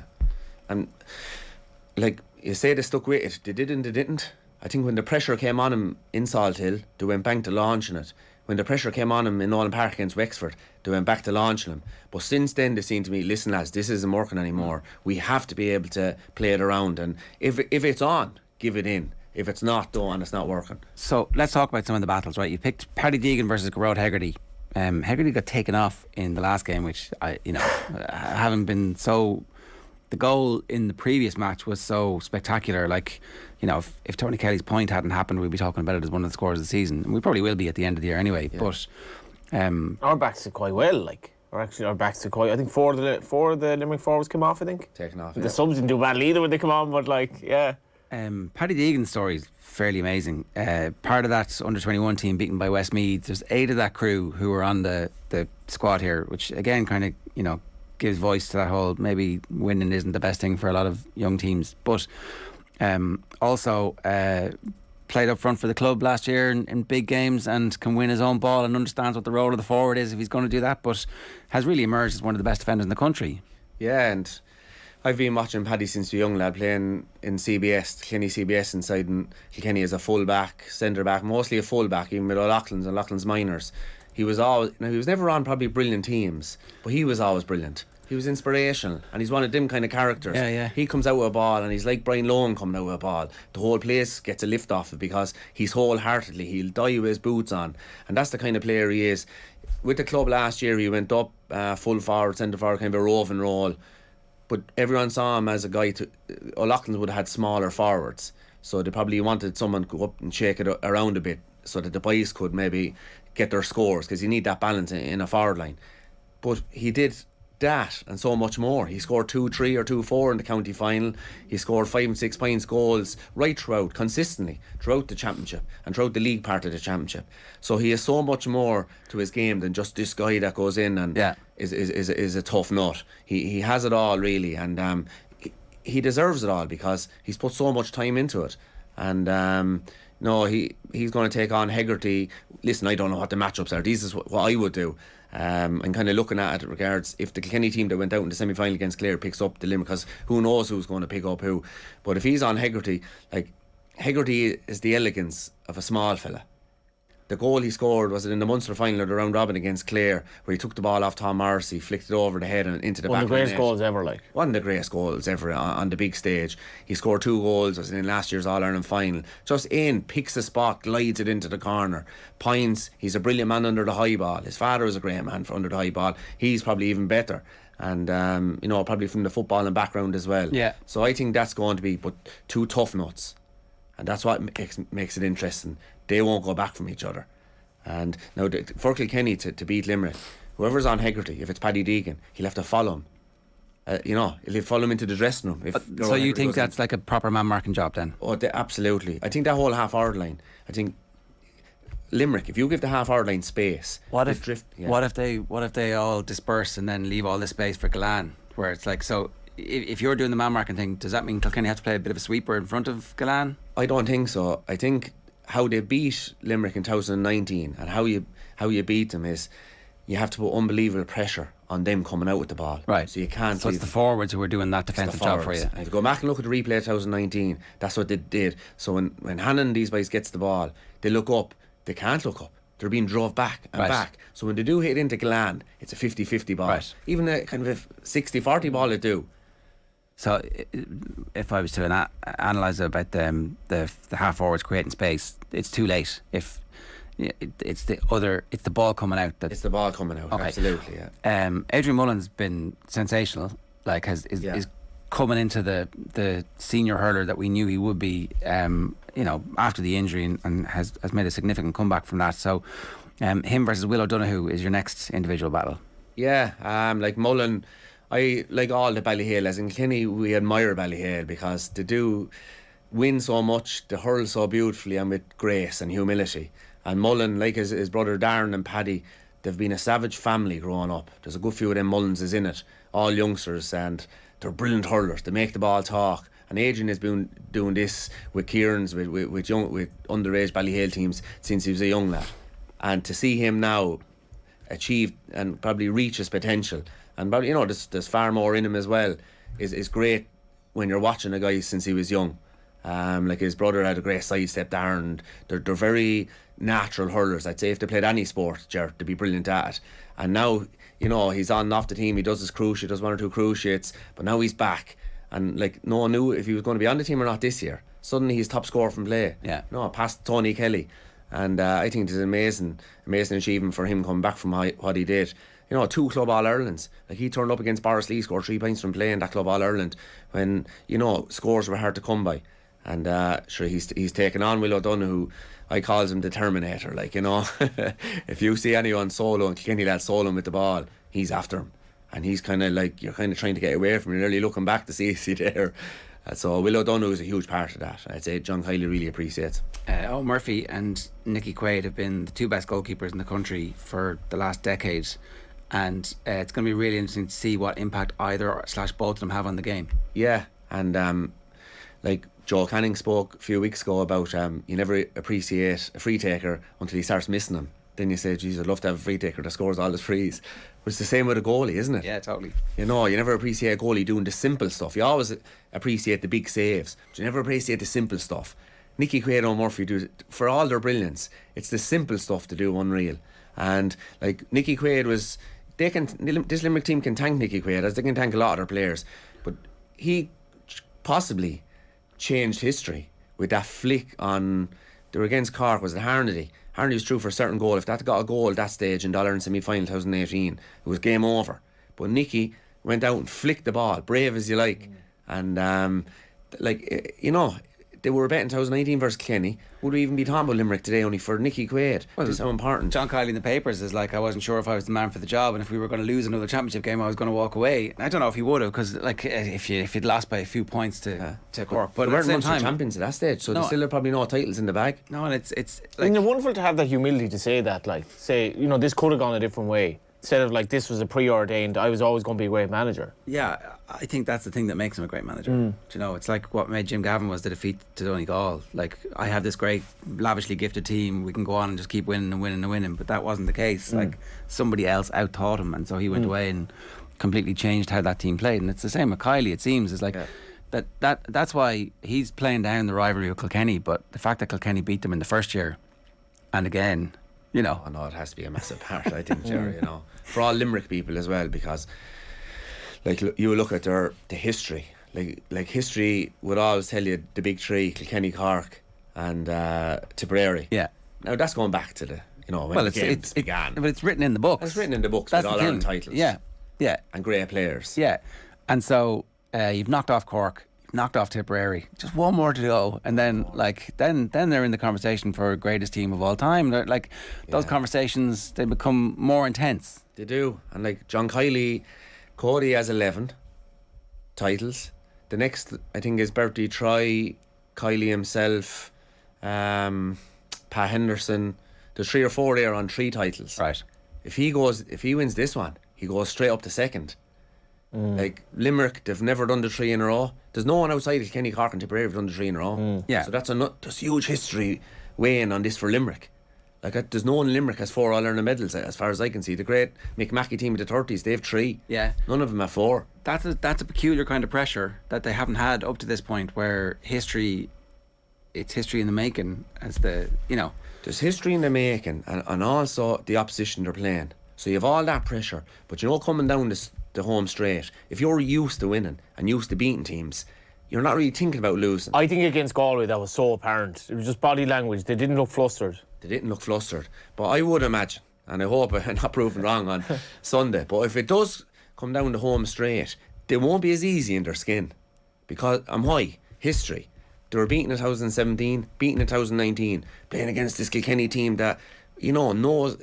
People will say they know how to win. It's tradition that Kilkenny have been in All-Ireland finals. The same pressure won't be on them. So will they be as comfortable going down the home stretch? You'd hope they won't.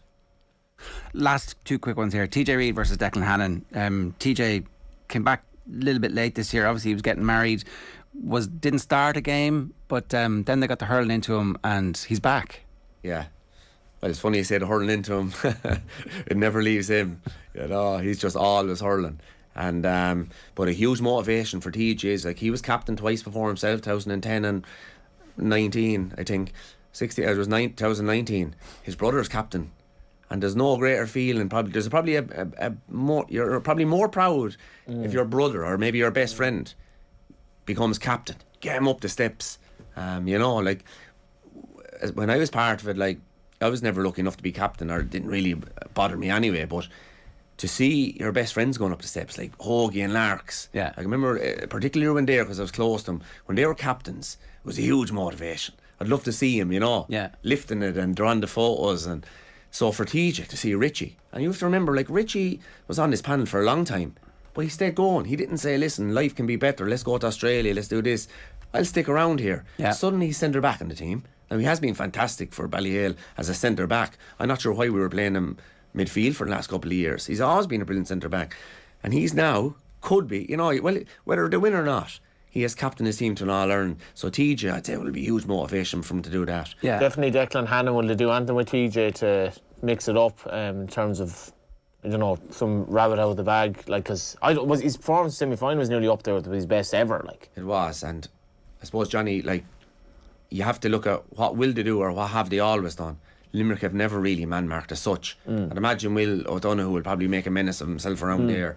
But Hannon is a sitting centre-back. That's what he does. That's what he does best. He's not going to go away from that to suddenly become a man-marker. Declan Hannon was never a man-marker. So you do what you do, and I'll try and do what I do better than what you do.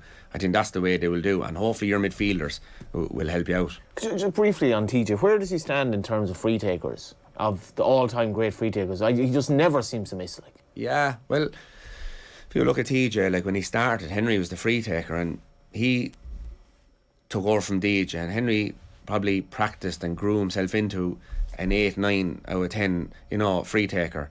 TJ then was the same. TJ used to miss a good few when he was younger too. Like he was probably a 7 out of 10 free taker. Suddenly he became a 9 out of 10. So the pressure, I think you get used to it, and it suddenly becomes normal. You're used to doing this. So no, he has been unbelievable up there. The last individual battle is Hugh Lawler versus Aaron Gillan. Gillan's had one of those years where he's had an impact in every game.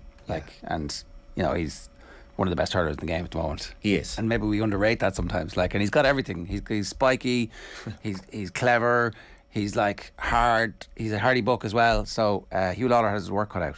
He does, and remember DJ used to say, "There's only one bad ball coming into the full forward line." What's that, DJ? No ball. And Gillan reminds me of that. He doesn't need the nice ball. Give it into him high, give it into him low, and he can win it. As you said, Spike, he's bowl and you need to be like that in the full forward line because the lads are going to be uptight on you. Gillan has done it in the big days. Last year's Munster final when Tipperary had him, he came on, I think he only came on in that game, but he was brilliant. Yeah. And he showed his pedigree, he showed his importance to this Limerick team because they had dropped him. And to come back from that as well is something, to respond the way he did also shows great character for whatever reason, not in the team in the first place, but that's a moment afterwards in years to come. Himself and Kylie will have a laugh about it, but in the moment I'm sure there's a bit of heat there. So right at the very end we're going to do clutch moments inspired by Sean O'Shea's free. So that was big balls from Sean O'Shea at the weekend. Yeah, it was massive. And hurling games usually get all the credit, but what a game. That Dublin and Kerry game, it had everything you want to see in a game, it had it. And I had just so much respect for him for the fact he missed the penalty, and they weren't the favourites. It'd be different if it was the other way around. Dublin, they have all the All-Ireland medals in their back pockets. This Kerry team doesn't, and people think they should have a few because they've won so many minors and they've so much brilliance in their team individually and as a collective. So for him to step up after missing a penalty, and the goalie came out and tried to take it. I think Clifford came over and tried to take it, and he said, hold on a minute now. And to be different if it was a guy that was after nailing the penalty in the first half. This is a guy that knew that if he missed this, probably the knives would be out again. And by God, it was some. And the way he curled it over, and even the shaking post couldn't stop it. So, Sean O'Shea. So that was probably, one of the biggest clutch scores. So this week's shout out is clutch scores. What have you got for us? So my top 6. Right, great. Yeah. So number 6, Henry's goal against Tipperary 2009 All-Ireland Final. The penalty? The penalty. Yeah. The penalty. So although it wasn't the last one, if he'd have missed that, we were gone because we weren't hurling well at the time. Tipperary were doing all the hurling, but he came up with that big moment, and I don't think he'd been going. I think he spoke about that. He hadn't been hurling particularly well, he felt, that day. So to do that while feeling it, this is when there was 3 men on the goal. Yeah. I just thought it was just huge sense of relief. We went on and scored another goal after that. Number 5 then, Joe Canning. So now not the score he got against Tipperary, it was the free he got in the 2012 All-Ireland Final. He had to score that out on the wing to draw the game. So I thought that was huge. Yeah. Again, the pressure on that, I think the pressure on him compared to the pressure on O'Shea isn't comparable at all. That was an unbelievably tough to win, not to get to the extra time to win the game. That was a tough free for Joe as well, a really, really tough free. bad angle, like, you know, a lot of pressure. And Brian Cody was just behind him, I think, like parading the sideline right behind him, and Joe like didn't flinch because it wasn't even a free in the first place with him. Davy Glenn. Yeah, Davy made the most of it, like. I know, fair, and that's what you have to do. But you're right. It was actually at the wrong side for a right-handed free taker, because it had spin out like that. But if he was on the other side, it would spin back in. So that was an amazing free. And number 5 then. Sorry, that's number 5. Number 4 then, Tony Kelly. His sideline this year. Like, you know, but he took that as if he was literally just opening the door. It was just like, whatever. Unbelievable. Totally unconscious. He had no right to go for it, really. That was a pass. Try and make a free out of it. Yeah. But no, he said, listen. And as well, we have to remember, take this into context as well. Clare wanted that Munster. So this wasn't, sure, it's a month, you know, will be grand. Their All-Ireland final. This was their All-Ireland final. So this was clutch for that team and for him. Number 3 then, they're all Clare lads, actually. James O'Connor. Oh, yeah. He scored 97. Ball came out to him on the wing under the Hogan stand, over the bar. Like, it was just, you know. Again, unconscious. Like, I've done this all year. No difference that it's the winning of the All-Ireland and I'm the best hurler in the country, and the team is totally reliant on me. It was a sensational point. And he told a story during the summer that a training session before that, coming up to the All-Ireland final, he took a similar effort, I think, or somewhere out around the half-hour line, but was a little bit blasé about it. And Brian Lohan came up and absolutely ate him. Right. So, like, he was here, you know. Now, whether I wouldn't say James he'd ever do that in blasé, but still, it probably refocused him even more. Yeah. And he scored that. Number 2 then had to be Joe Cannings. So, I remember the score he got against Tipperary All-Ireland semi-final. And people think All-Ireland finals is where you win All-Ireland finals. You could win them in a first round. That was one that day. How many semi-finals were they beaten in? Yeah. And one of the best sporting photos ever, as you see him smile. And it was, absolutely. And everyone was delighted for Joe, because at that stage he had no All-Ireland medal. And I know he won a lot of club All-Irelands and big days, but everyone wanted to see him. The travesty, Ollie didn't win it, so if he didn't as well, you know. Yeah, but in fairness to Ollie, he is a club All-Ireland, so a lot of people would love to have. So and 4 All-Stars. And 4 All-Stars, yeah. But the number 1, I think, had to be from Clare. Holy Moses. Marty Morrissey. It was Donald Donovan's equaliser against Cork. You know, time up, game on the line, corner back, who, I don't know, did he ever score before that or ever after it? But what a moment for the county. What a moment for a player. What a moment for all cornerbacks. And so my number 1 clutch moment in hurling that I can remember is Donald Donovan's pint. I hope we get a similar moment this weekend. Certainly the feverish, the stadium shaking. I hope we get a couple of those moments this weekend, and it feels like we will. So you're predicting finally a Kilkenny win to squeak it out?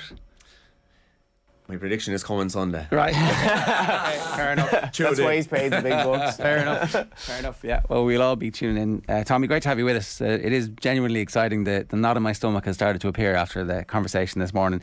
As you know, it's All-Ireland Hurling Final week. We've got 4 priceless tickets to give away on the show this week. It's all thanks to Bord Gáis Energy. 2022 marks the 6th year of Bord Gáis Energy sponsorship of the GA Hurling All-Ireland Senior Championship. And to celebrate, every day this week we're giving away €150 one for all voucher, and more importantly, each winner will go into Friday's draw for an incredible grand prize with €1,500 one for all voucher and 4 tickets to Sunday's All-Ireland Final between Limerick and Kilkenny. To enter, tune into tonight's show. It's all thanks to Bord Gáis Energy. You can search #Gift of the Gab for more. Up next, Virtual Insanity Open Special with John Duggan. First, here's Keith Earls in the honour of captaining Ireland for the first time in the win against the Māori All Blacks. Well, we certainly feel that this is certainly not a tier 2, tier 3 type of game for us. You know, we decide that obviously that we were putting out a newish side that's learning together and trying to grow the squad. We've said all along that this is like 5 test matches for us. There's no doubt about that. You know, the lads don't get a test cap for playing against the Māori All Blacks, but it's certainly a test match as far as the way that we was building it. Keith, what did it mean to lead your country? Yeah, it was genuinely one of my proudest moments.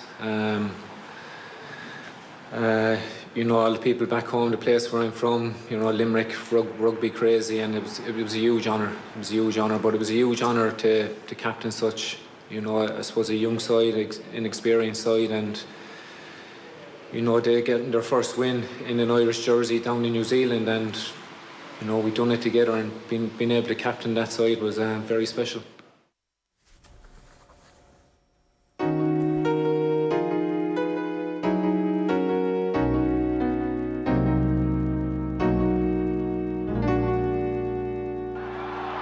You have entered Power Drive. John Duggan. Jared, Johnny, how we doing? It's Christmas Eve for golf fans.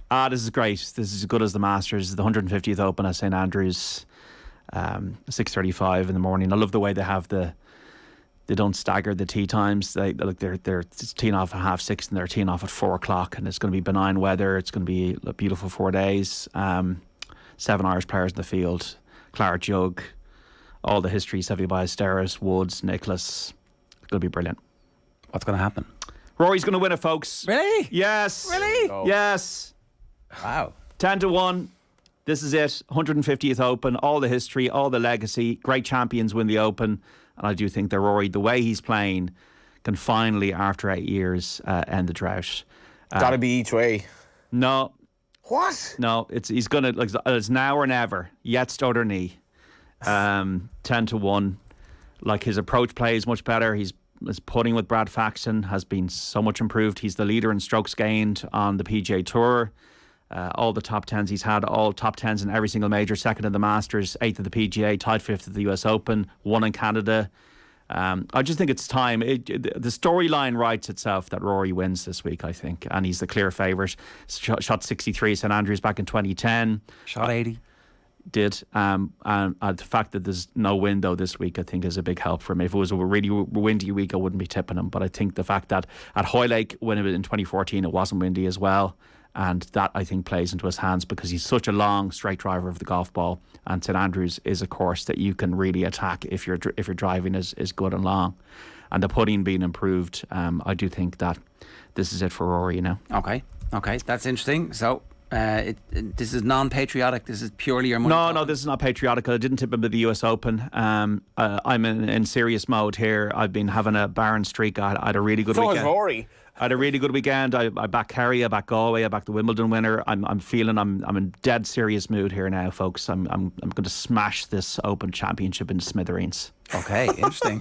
Right. This is confidence, Shady. Yeah, no. So I'm virtually now I'm betting like a man, but obviously, folks out there, it should be €1 each way. I've got this weird strategy in my head, so this is just fun for me. But so don't. If you're reading the article, don't be staking to the stakes I'm staking. How many majors do you know has he not won since he won his last one? Too many. We're into the 20s, okay. 25 or so. So like we're talking about this is a losing proposition generally, and I was the Pied Piper in this. I was like falling into the sea with Rory McIlroy. But if you think about it, each way this year you would have made a profit each way if you're backing him in the Masters, PGA or US Open. You would have made a profit, and I think we did that at the Masters. But this is the time now. It just seems right that this could be the week. Okay, it'll be a great week. What a brilliant Sunday afternoon sport it'll be if there's the All-Ireland Hurling Final and Rory winning the Open at the same time. None of us will see obviously the Open because we'll be all at Croker or watching the hurling, won't we? Patrick Cantlay is number 2. I don't know. Maybe I shouldn't say anything. Okay, should I just not say anything and move on to the next person? That's the best thing for me to do here. Why? With Patrick Cantlay, because the amount of abuse I get on Twitter about tipping Patrick Cantlay time and time again. So 25-1, Patrick Cantlay. I put my money where my mouth is myself. I don't know if you want to ask any questions about it, or will I move on? You are dogged. Like if you're tipping Cantlay and McIlroy, do you want to move on, or do you want to ask any questions about it? Go, keep going. Okay, so Patrick Cantlay, I'm not saying anything about Patrick Cantlay. I'm never going to say anything about Patrick Cantlay ever again. Can't lay a bet on him more like. Shane Lowry is 22-1 for 10 each way. Now we can talk about Shane, the fact that he's probably playing the best golf of his life. Like he really contended at the Masters. Like even that Irish Open, just made the cut, then stormed to a finish in the top 10. I love the way he didn't play the Scottish Open, like tuned up at Portmarnock. His approach play is fantastic. We know he loves the wind, even if it's not going to blow that much this week. He's got a really good record at the Dunhill Links with 3 top 10s there. Played well at Adair, I think. Did he finish 2nd or 3rd? Played well there, yeah. So, and he's won the Open by 6 shots. So he did that 3 years ago. So you have to think that an each-way proposition for Shane Lowry to finish in the top 9, 22-1 with William Hill, is a good bet. Hao Tong Lee, wouldn't it be amazing, the 150th Open, if a Chinese winner of this global event? Hao Tong Lee nearly gave up golf last year. He really struggled during the pandemic. And then 2 tournaments ago, he won the BMW International Open in Munich. And you might remember him F-bombing in his interview. Yeah. It was really kind of funny. Effing golf, man! I just loved it. It was just the best thing ever. This is an eclectic mix you got. Well, Hao Tong Lee, the thing about Hao Tong Lee is he's got a really, really good record at St Andrews. He's got 4 rounds in the 60s, including the 64 there. He was third at the Open in 2017 at Birkdale with 63. And we know he's playing well. He's 140 to 1 for 5 each way. That's the kind of stuff we like. It is, so I think he's got the chutzpah, Hao Tong Lee. And the last one is an utter gutter. This is Danny Willis, who on form has got absolutely no chance, right? But he's a guy who comes out of nowhere and wins big tournaments. He won, obviously, the Masters 2016. He won the BMW at Wentworth 2019. He's won the DP World Tour Championship. Last October, came out of nowhere, won at St Andrews, the Dunhill Links. He's 150 to 1 for 5 each way. He was tied 12th at the Masters. Danny Willis likes playing at St Andrews. So not a form pick, but a good pick. So Danny Willis, Hao Tong Lee are the outsiders. Shane, obviously, I think is playing really well. Patrick Cantlay, not going to say anything about it. And then Rory to win. Who's favourite, JD? Rory's a clear favourite. He's favourite. By about 8 points. So Rory's about 10 to 11 to 1 shot. We're tipping him at 10 to 1. Xander Schauffele, who's really playing well at the moment, is the next prize player. John Ram a bit out of form. Justin Thomas obviously has won a major this year. Matt Fitzpatrick won the US Open. Seamus Park, I wouldn't put anybody off him. Padraig, some people are trying to pick him or whatever. But there's so many chances. 156 players, a lot of players with chances. And all right, bring it on, lads. Bring it on. Enjoy, John. Thanks very much. And best of luck with it. A reminder, OTB AM brought to you live each morning by Gillette Labs for an effortless finish to your day. Here's what we got on OTB Sports Radio for you today. At 1 o'clock, OTB Gold is Joe Malloy meeting Gerlach Nan. Rugby duos at 3, Ronan O'Gara and Stringer. Retro panel is leaders and captains in the dressing room. OTB Gold is Cribs, Porrick Harrington style, and the show is live tonight with Joe from 7. After the break, we're live with rugby analyst Derek McNamara to break down what went so right for Ireland last weekend. OTB AM on OTB Sports Radio, Ireland's first and only sports radio station. This is OTB Sports Radio. I was looking at Love Island there last night. There was a huge shock. There's someone leaving the villa tomorrow night. But the thing is, you don't want to be leaving the villa here in Thurles today. Whoever stays in the championship today has a real chance. Well, Tommy, I don't know if you should be joining the villa or should be doing maybe the commentary for Love Island, but that's probably the best reference I've heard now on the radio in a long time. I don't have the six-pack to join it, so I'll work on it this winter maybe. Off the Ball, Saturdays from 1 on OTB Sports Radio. Listen live on the OTB Sports app. OTB AM with Gillette. Get into your flow with the new Gillette Labs Razor with exfoliating bar. Right, Derek McNamara is back with us. You were 100% correct last time, Derek. You were like, calm down, stop being so grouchy. I thought you were in a bit of a slump, Jared. To get you out of that. I was using the eye test, which is wrong. We should rely on data and analytics and facts and figures. Yeah, well, that's why I'm here. Yeah, it was a good game, wasn't it? It was. It's. I suppose there's many different ways of looking at it, but what did you think? What was your initial feeling when you saw it? I think that we controlled the game, in a way that a couple of things ringing in my head was we're not going to be held up over the line as many times as we are again, and the tries will come for us. But our defence was significantly better. It seemed more aggressive. And it seemed like they had no real clue what to do in the face of our defence. Yeah. Which gives you good confidence. A little bit concerned at half time that we hadn't got further ahead, but their indiscipline was so spectacularly bad. Yeah. That you'd be worried. And then the other worry was that Jakob Piper, as refereeing, was so sclerotic and just off. Yeah. That he could easily have made a mistake in the second half that would have cost Ireland, Yeah. I suppose from breaking it down though, it's a very interesting kind of test case because not all games pan out like this. Obviously, with the amount of cards, but also when I kind of look back and I noticed that Sam Whitelock was out. So I got a bit of a stat here just around showing his kind of involvement in the game.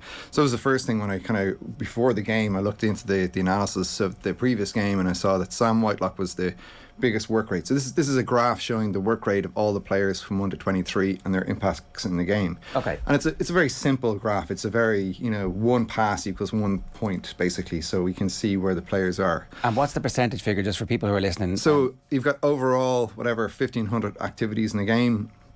This is just a percentage of what each player is doing of those 1,500 activities. Okay, so it looks like Aaron Smith is the most important player, or certainly the most active player. But he's the passer. He's the link between the forwards and backs. So he's obviously going to have more activity. And this is why this graph is not perfect. So this is just a run of the mill work rate graph. Right. We can adjust that for like you say, to bring the graph down and make it much more level. But for us to show what impact the players had on the pitch. We can stick it back up there. So the idea here is to look at, there's two people that we want you to kind of take a look at. There's Sam Whitelock and there's Aria Sevilla. So both of them had just around 7.1% of work rate. Joint second.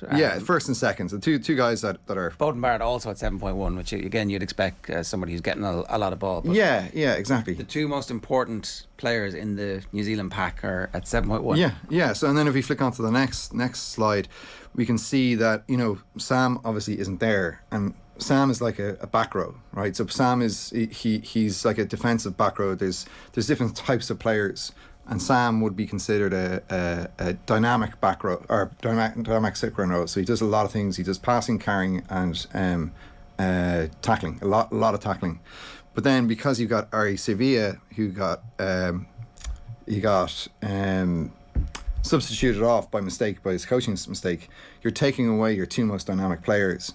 And as a result, the New Zealand team lost their shape really badly. So I think the first card was at 16 minutes, the second card at 24, and the third card at 31.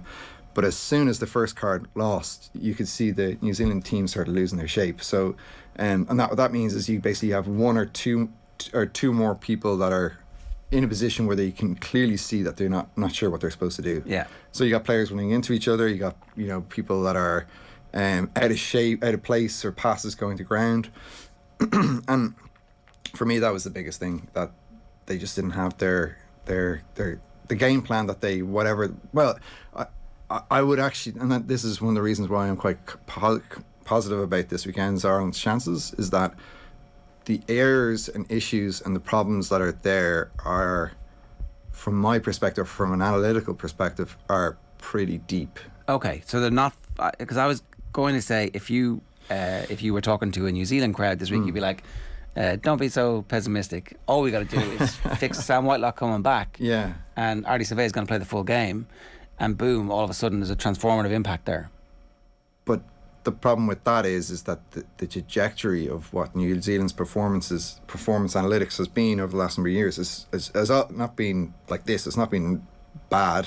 Yeah. But it hasn't been going up.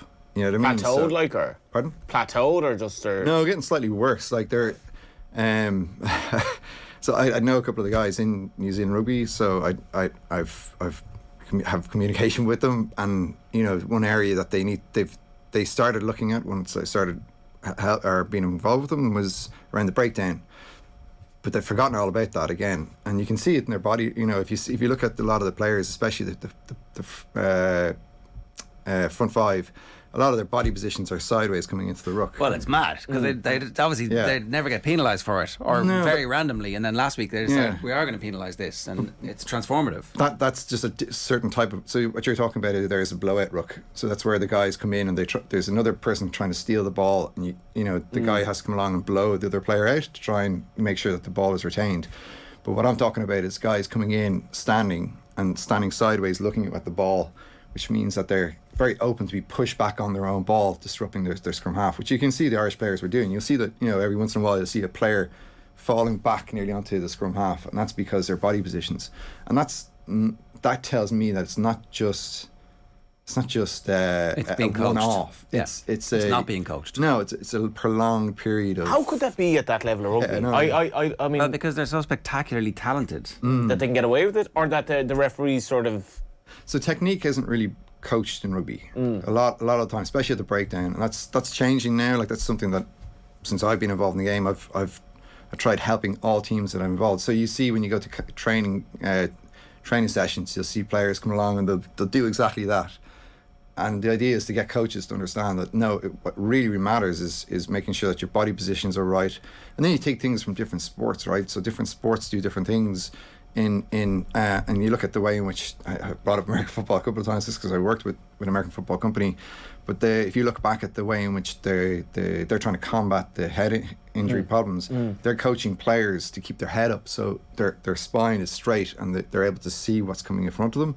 And that's what you'll see that Josh van der Fleer is like that really good rucker. You see it's the South African captain. Khaleesi. Yeah, Khaleesi. And what you'll see, he'll get down and he'll get his body up and he'll be looking at where the threat is coming from. And as a result, that small little change in knowing what's going to come allows players to work on their technique, and technique becomes much more important. And it's the same with that for all skill sets, right? So that's one thing that our analysis platform helps teams do is work on technique rather than just numbers, you know. And the idea is then with working on technique and improving skill sets over periods of time, skill sets get better, which means player size gets smaller, which means that the impacts get less. And that's the kind of that's what I'm trying to do in the game, is trying to evolve the game through skill rather than, because more skillful, faster, smaller players always going to be, because rugby is a game of what do you call it, where you can't touch the other person, you're trying to avoid the other people. So if you got faster, smaller, more skillful players, you're going to win. Evasion, that's the word. Yeah. Manager. As long as it isn't preceded by tax, we're fine. So what else have you been looking at that's giving you confidence, apart from the fact that technique is an opportunity for Ireland to attack next week? Well, there are some trends in the Irish team that are not so, it's New Zealand. If you actually look at the second half and the quality of the team in the second half, New Zealand actually performed slightly better than Ireland in the second, throughout the game. But that's because New Zealand held on to the ball more. But if Ireland can maintain their scrum, and maintain their heads, I've heard a lot in media about New Zealand coming out and being more aggressive and being more. I would say it's the complete opposite. Actually, I'd say if New Zealand were to get any advice on this, I'd say they need to take back the aggression side of things. They actually need to let their players become more aware of what's going on rather than running into rucks with their heads or trying to smash people. Get leaders back in that team, bring it back to basics, and ensure that they're not getting those cards, because that's the whole reason New Zealand's game plan fell apart. But is it a sign of insecurity? Like, why do they need to resort to this? Well, it's a macho thing, right? It's rugby. But you still have to play within the rules, though. Like, so if you don't. Well, you obviously do, because they get a player sent off, and they basically they could have 3 or 4 players sent off in every game. And they tend to be refereed quite leniently, especially in New Zealand. And you try and get away with as much as you can. It's like push the boundaries. Well, it's like the Dublin goalkeeper lying down for 4 minutes during the sin bin. Like, you're not allowed to do that. Yeah. You don't have to play within the rules. It turns out you've got to push the rules as far as you can. Yeah, or bring someone into the ref at half time. Exactly. Yeah. But rugby is a physical sport. It's the nature of the entire sport is to be more physical than your opposition. But in rugby, that the difference between being physical and being aggressive and being because you got 110 years of history that has just been broken in New Zealand by Ireland by winning there. So that history of our culture and our background and our history, and even the culture of New Zealand, they're warriors. Like that's their whole thing has been that way since the Māori, like. Yeah, but even in wars and stuff, like the New Zealanders were the guys that they used to get to go in first because they were crazy. Do you know what I mean? So it's that type of culture and that belief in them gives them that strength and that ability to go win World Cups and be the best team. And they expect that. They expect to be the best. But what's happening in New Zealand rugby is something that is there's something wrong there, and but you could probably say the same for Munster. Munster are in a similar type of problem where they keep trying to change things up and improve, and they can only go so far on their history. They need to fix their squad or their development and their nurturing of people, staff and players, and that doesn't appear to be something that they're thinking. Well, they are, obviously they're thinking about it, but have they implemented something? Well, there's been no signs of that progress under the previous regime, and so maybe Roundtree can change that and be that person to lead that culture shift. But hopefully, yeah. It is a big job of work. The other two graphs you have for us today. Yeah, sorry. So the other thing that I was just bringing up is just the similarities between Leinster and Ireland. So you'd probably say obviously they're nearly the same team, but in this graph we can see that in the three main things that teams do in the game, which is carrying, rucking and tackling, are nearly identical apart from tackling, because Ireland actually do a lot more passing. So if you go back to the other graph, sorry. So the first one there. Yeah. So basically what we're seeing here is that Ireland actually pass a lot more. Ireland are in green and Leinster are in blue, as you might expect. And so the carrying stats are 30% each, the rucking is 20% each, tackling is 19% Leinster, 14% Ireland. So there's a bit of a change there, and Ireland actually pass more than Leinster. Yeah, Ireland are a passing team. Yeah, they've definitely passed a lot more. But when we go to the actual qualities, this is just giving you a representation of what both teams do, which is they're very, very, very similar, really, really, really similar. But then if you go to the actual next graph, which is the quality of both, you can actually see that Ireland as a team are better at carrying, but then they're nearly identical at passing, tackling and rucking and kicking. So the quality of both teams is nearly identical.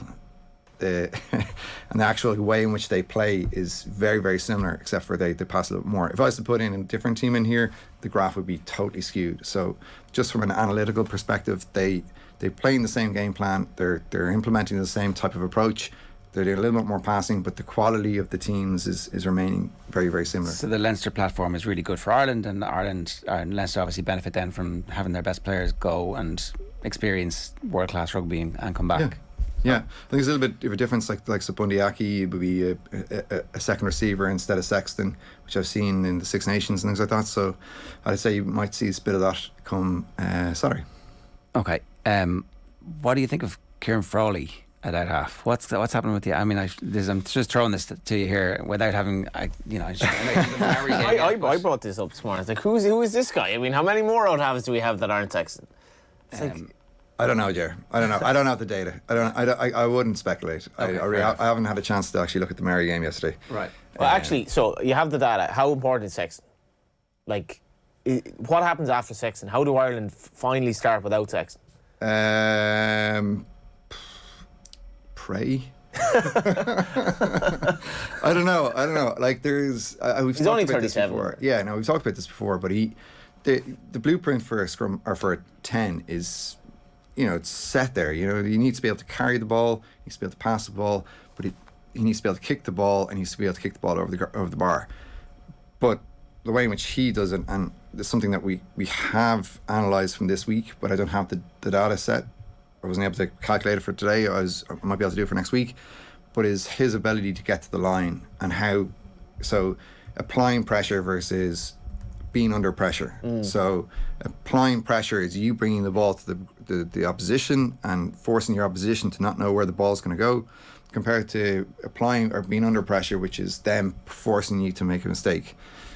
New Zealand last week didn't apply any pressure whatsoever.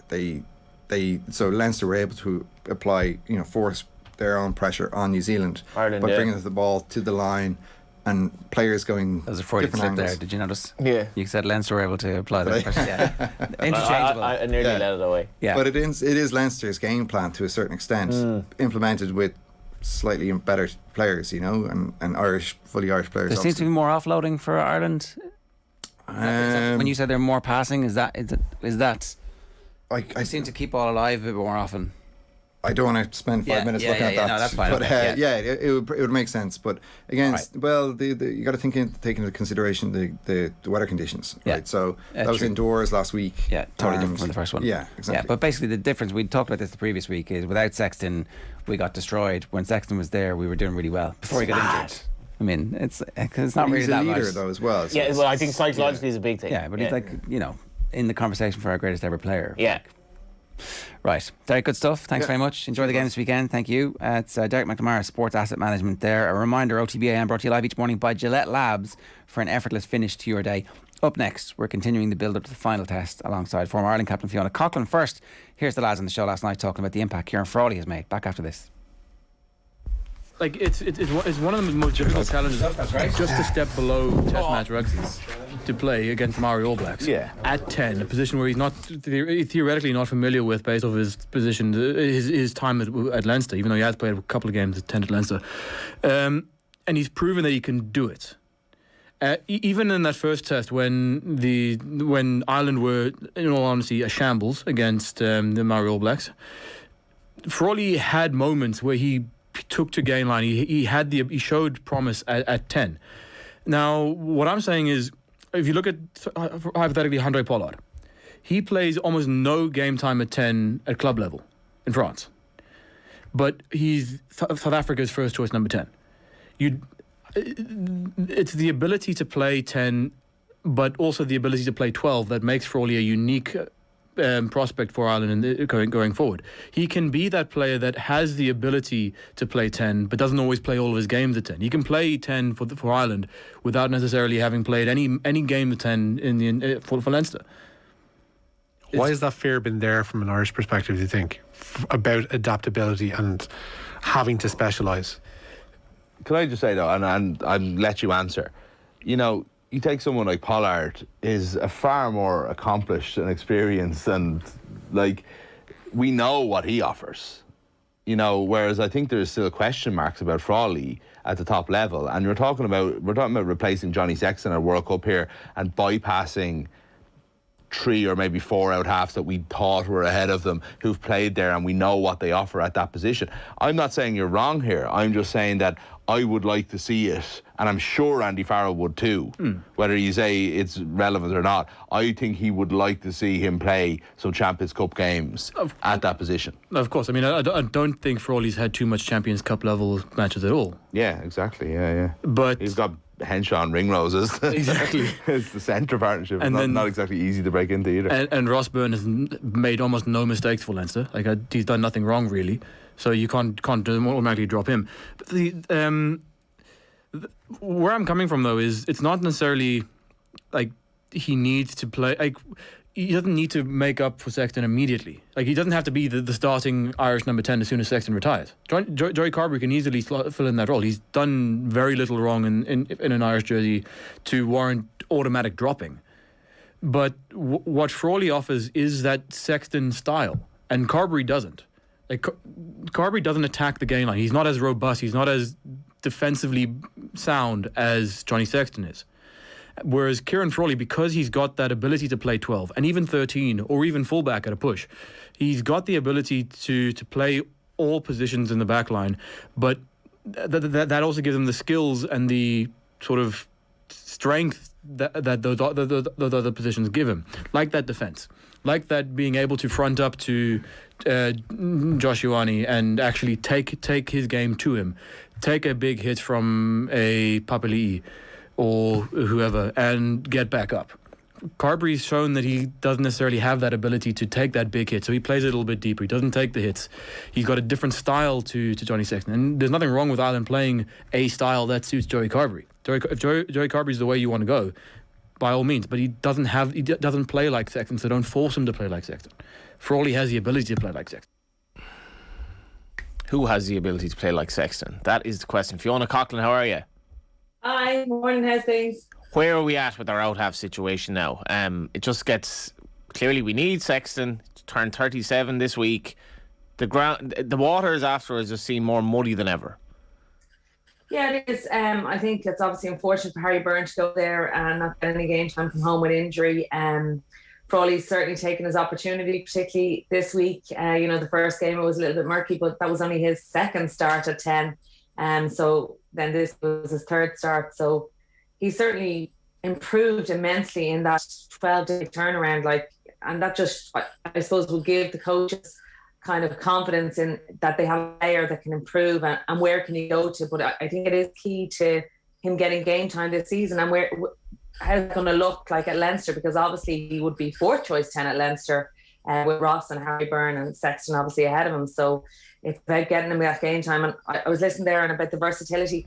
I think having versatility is great, and in lots of areas around the pitch, the back three, the centres and stuff. But I think at 10, I think you need to nail down that position. I think Frawley spoke, he doesn't want to be jack of all, master of none. And I think it's really important that they're going to focus on him as 10 at international level, that he has to play 10.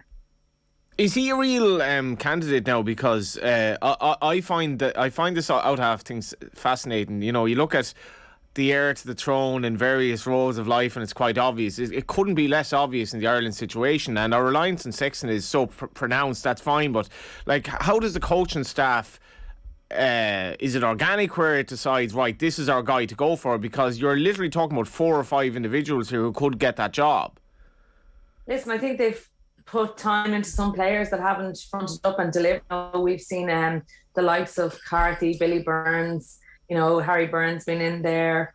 Obviously Carberry has come back to the form that we kind of expected him to come back to, and whether his best position is actually 15, I think it possibly is. And that now Frawley is stepping into this, but it's a matter of giving him that game time. I suppose a lot of them probably through injury haven't had a lot of consistency in game time at the highest level.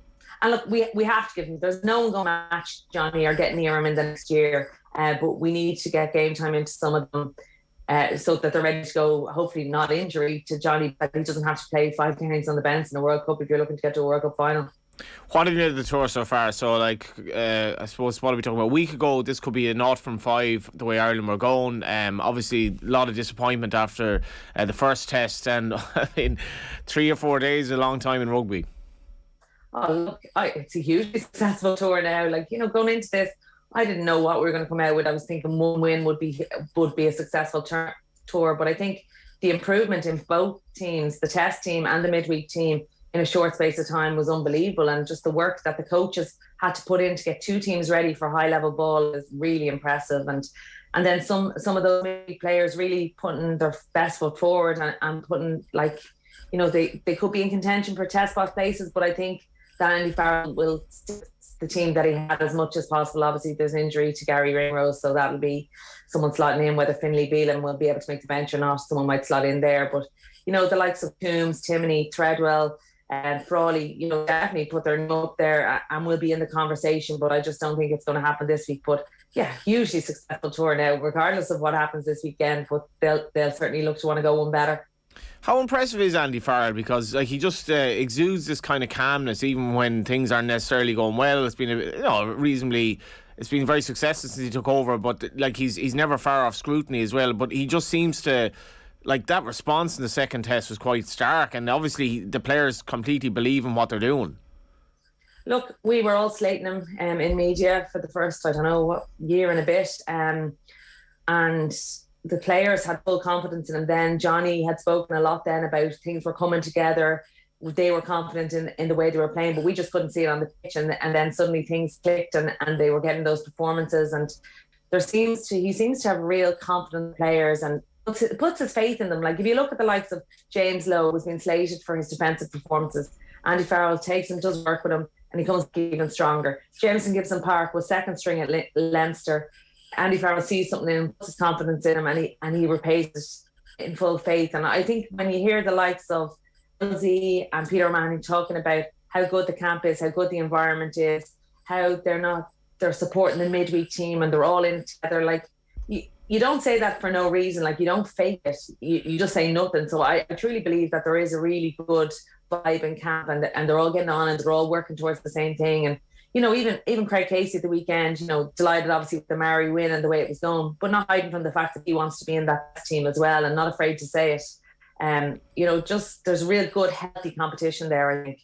You'll have heard Derek McNamara come in and kind of crunch the stats on it. Like, what's happening with the All Blacks from your perspective? Because I guess that the invincibility thing is more of a veneer at this stage, and now they're facing a potential loss in this test 2-1, which I think a lot of Irish fans are expecting at this stage. What's happened with the All Blacks?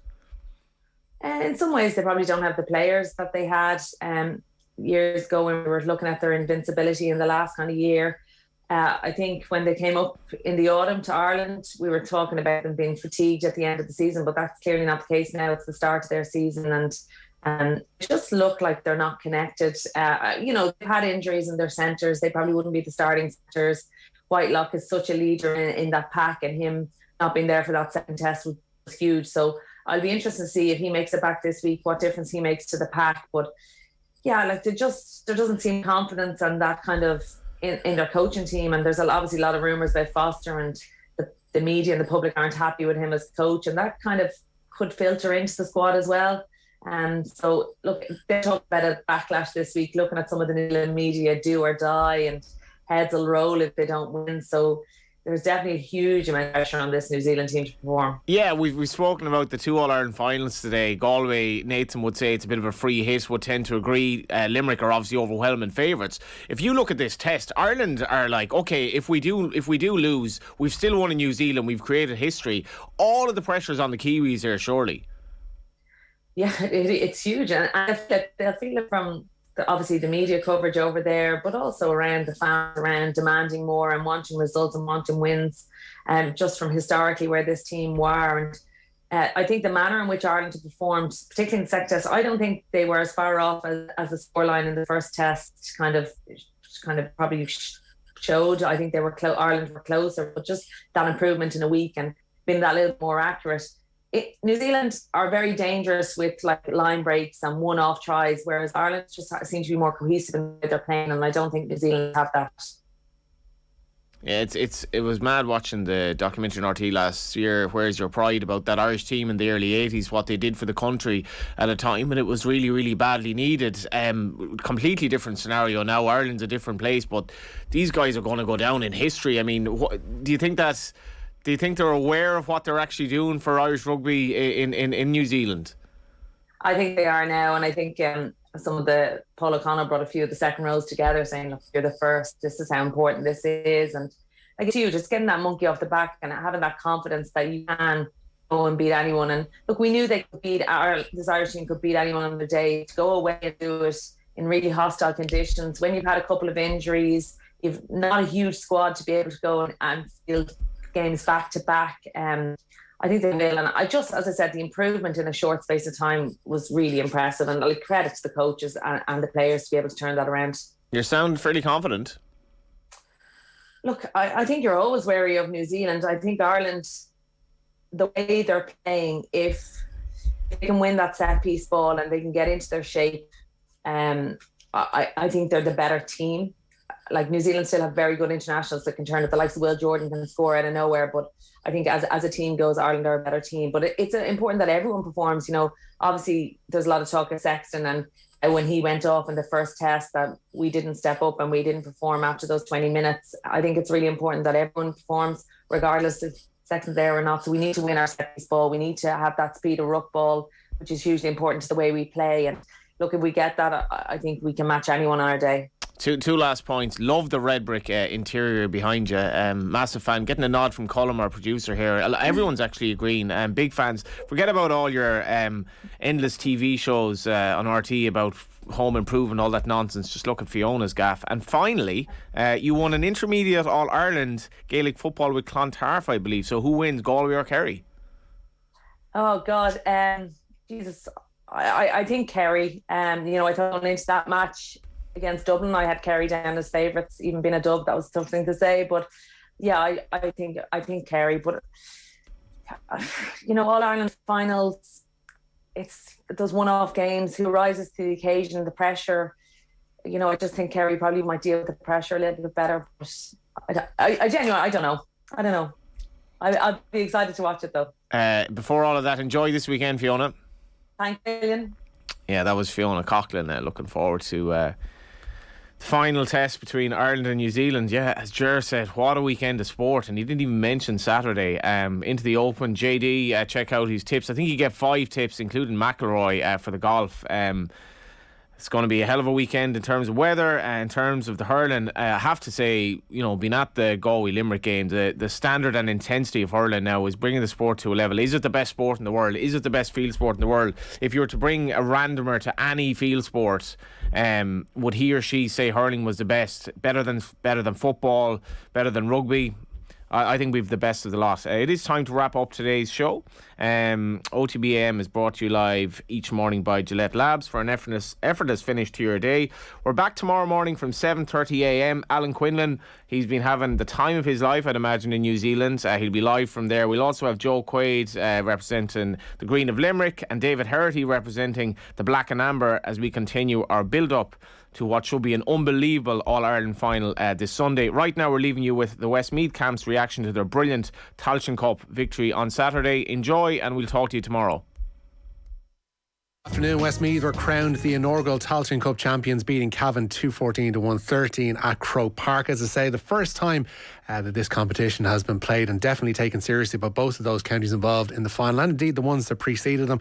And celebrations so intense that Adrian Barry has not been seen in the off the ball offices since Saturday afternoon. Last scene we heard whirling his shirt over his head, completely topless and completely pale, down the streets of Mullingar. To join us and look back on those events of Saturday and what's gone after them as well, I guess, to a degree, the Westmeath manager Jack Cooney and also their championship top scorer John Heslin. Lads, you're very welcome to the show. Congratulations, first of all. Thanks very much. Thanks, Jack, we'll turn to you first. It was an incredible scene, I think, afterwards. Any doubts that anybody may have had about the Tailteann Cup, I'm sure just dissolved in an instant once they saw the reception that you guys got heading back over county lines on Saturday evening. It was absolutely incredible. Yeah, and I think probably the finish to the game probably added to that as well. It was an exciting finish to a competitive game. And I kind of always felt, once we got a couple of games, or once the tournament or the Tailteann Cup got a couple of games under its belt, that it was going to evolve and it was going to gather traction. And a couple of visits up to Croke Park for any county and their supporters was going to generate interest and support. So it worked out that way, which is great. John, how were the celebrations for you? Have they died down any? Were you surprised by how full on they were when you got back to Mullingar? Look, I suppose it was a great few days. We didn't expect for there to be such a crowd. Jack might have been informed that there was the stage and all that sort of thing. We obviously, as players, focusing on the game, didn't expect any of that. And I was lucky. I got to go to the front of the bus and I got to see the whole thing coming in. It was unreal. Like, when I saw the crowd, I couldn't get over it. And the next day, Jack and I were just saying we did a bit of a tour. Sometimes you think you're just going touring the county and having a good time, but we actually toured the county and went to Mount Temple, Castletown, Moat, Athlone, and saw loads of kids. Like, there was kids everywhere. We were just saying that they need to build a statue of Robbie Ford in Moat because I think he's the most famous person down there ever. So it was brilliant. Like, it's absolutely superb, and I guess it underlines what this competition can do for a county. I mean, it's not as if Westmeath are, obviously we've got the standalone Leinster Championship from 2004, but it's not as if they've been miles away from the pinnacle of Leinster over the past few years. There have been a couple of Leinster finals down along the line. You've obviously were involved in proceedings in 2004, but to see what difference a piece of silverware can make and what a little bit of success can make to the people of the county has got to be absolutely massive. Yeah, I think it's very important, for any county, particularly a county who are developing and searching for something, that they climb those famous steps of the Hogan Stand, once a generation, because it provides a really, really good experience for supporters and particularly younger supporters. So we knew, we had 4 games in the Tailteann Cup to win it. And if we could create a really, really good positive experience, and we did focus on the younger generation in Westmeath, that it would provide them with something that could give them a little bit of hope and belief, maybe to invest their time in Westmeath in the future. And we were that's just the way it turned out. You were kind of, it's not that we're any great prophets or anything like that, but experience would tell me, there's nothing like a championship win. There's especially nothing like a championship win in Croke Park. It generates a different sense of something And then to get a couple of those, the young supporters come out in their thousands to support it and to respond to it. Jack, your attention towards the competition was almost immediate after that semi-final loss in Leinster to Kildare, wasn't it? Well, here's the thing, Richie. If we had bet Kildare and we put in a really good performance against Dublin, and I don't know, maybe we could have bet them, and maybe we wouldn't have bet them, but we wouldn't have got the same reception having lost the Leinster final coming back to Mullingar. I can tell you that for sure. And so I'm delighted the way it worked out in the end. And again, you never want to lose a game in Croke Park or in any competition.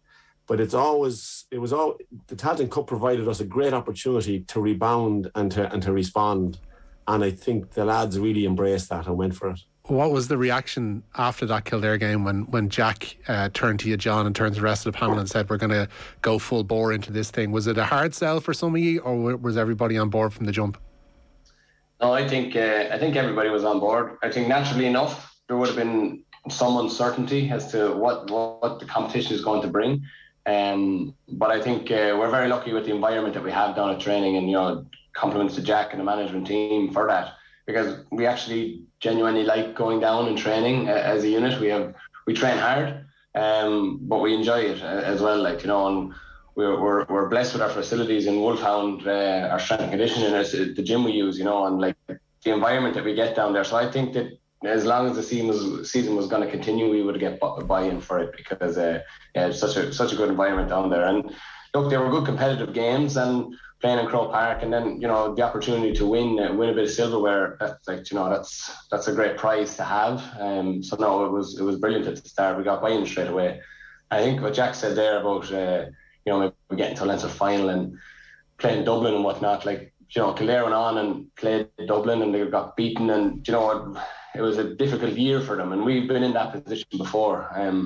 When you play Dublin, if you get beaten by so much in a particular game, it's hard to pick things back up.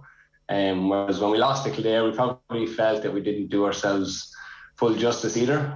So that's why we had to kick on in the Tailteann Cup as well. One of the things that's kind of jumped out at me as regards this competition, John, is that a lot of people bemoan the fact that the inter-county season now seems a bit, skewed one way, and that it's all over by, mid-July, and that, we've getting the All-Ireland finals coming up to us now, and we should be waiting perhaps until September under, in old money, essentially. But the change in season seems to have worked in favour of the Tailteann Cup, because players who might have been knocked out early in the championship, you were at such a point in the calendar that you were more tempted, I guess, to go away or, to seek other opportunities throughout the summer, whereas there's still a chance to compete in really tough matches and then go away and have a summer after that. Was that the case for some of the panel members there? Yeah, I would say so. I think that, in years gone by, we would have had lads going on J1s and things like that. We don't think we've lost anyone this year. Don't think there's anyone planning to go at this stage either. I think it's too late. But no, I think the split season, yeah, look, it definitely pays dividends. But there was people saying at the weekend that they enjoyed watching our game more than the Derek Galway game, So while we always talk about winning a Sam Maguire, etc., people like watching good competitive games, and when teams are playing against the level that they're at, that's typically what you get. So no, it was exciting. Great to win with all the lads, and now we're gearing up for the club championship where we're going to be all playing against each other. No rest for the wicked, certainly. Jack, were you disappointed that you didn't get your own standalone day in Croke Park? I know it was the curtain raiser to that Galway Derry game, and I know we'd raise the questions here of, the semi-final weekend seemed to have been such a success that it focused a lot of people's attentions on the competition that might have been there before, and maybe got the neutral involved who mightn't have been involved before, mightn't have been on board with it. So to see it revert back to being a curtain raiser, was that a disappointment as far as you were concerned, Jack? I don't think so. I wouldn't consider that at all. I think the competition is going to evolve. I think that the success that it has turned out to be this year, I think more counties are really going to focus in on it. From next year, there's a possibility of maybe getting a standalone sponsor. I don't know. I think there's huge possibilities there for it to evolve and develop. It's the inaugural year. I'm sure the GL reflect on it and see how they can improve it.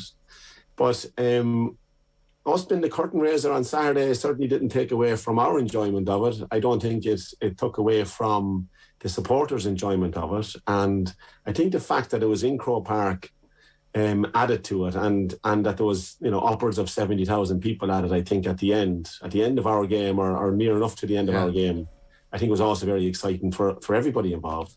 In terms of trying to go and get a sponsor for next year or beyond, I think what everybody has done in the competition so far has certainly done a magnificent PR job for it. Like, I remember listening to John Mon speaking before the semi-final on Offaly's behalf, and the buy-in that they had certainly was huge. And from young Derby picking up that knee injury, and they were distraught that they were going to miss out on what was essentially, for all intents and purposes, a really high-level championship game. And that's how pretty much everybody from the outside looking in seemed to be treating this thing, Jack. Well, here's an interesting thought. I was thinking about it today. Like a Tailteann All-Star, like there's going to be Tailteann All-Stars, and that's a great accolade for players. So why not have the Tailteann All-Stars play the Sam Maguire All-Stars in Dubai next year? So what's wrong with that? Why can't it be in Croke Park? Why does it have to be in Dubai, Jack? Dubai would be a nice place to go to. John, are you similarly angling for a trip to Dubai in that way? Yeah, well, that sounds a great idea to me. Anyone wants to include me in that, they can. Good idea, Jack. Yeah. We'll need a few managers as well, Jack. So. Yeah, well, I'll see if I'll be available for that. No, I'm not being presumptuous at all. Like it is brilliant that the PR that this has done, and the celebrations and all that kind of stuff, and it does give a platform for sides like yourselves, John. I mean, even going back to the league, like you're a kick of a ball against Fermanagh away from potentially being promoted to Division 2. So it's not as if you're a million miles away from achieving something, pretty good for Westmeath football that can maybe last going into the next 4, 5, 6 years, maybe beyond. But certainly this acts as a nice foothold for everybody to kind of show, listen, this is what's possible from this group of players. Yeah, absolutely. I think that game at the weekend, Jack, was our 6th championship game this year. Not sure the exact one around that. But there would have been lads now that got game time in the Tailteann Cup that mightn't have gotten game time in the league, or even against, and had the championship just finished for us. Some of our younger lads might not have gotten that experience this year.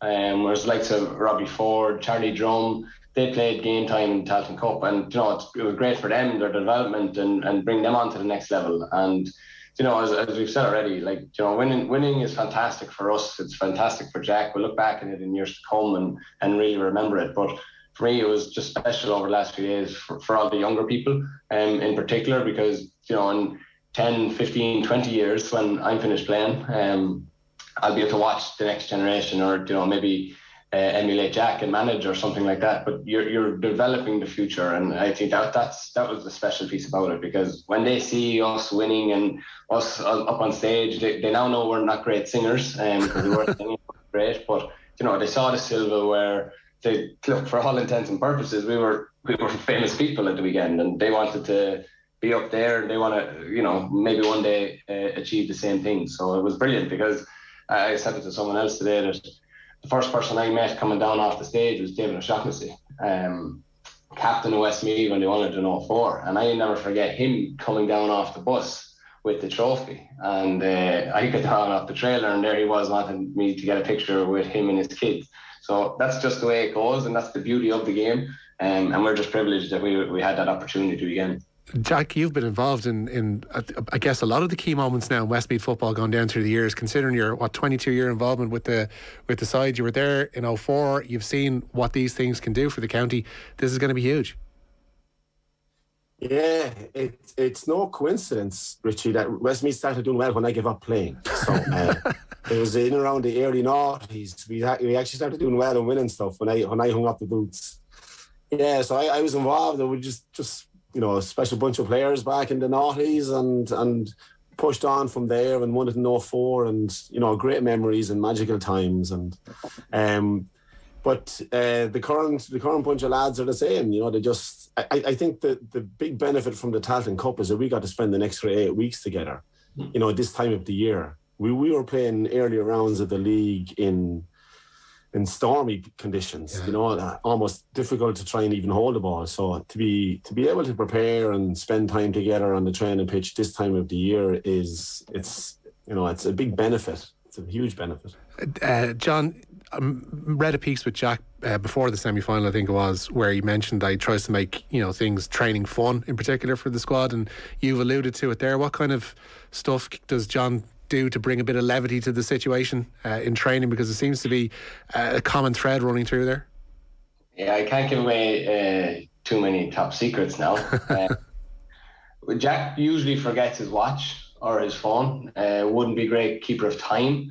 We could be out on the pitch for 3 or 4 hours, and that's actually not a joke.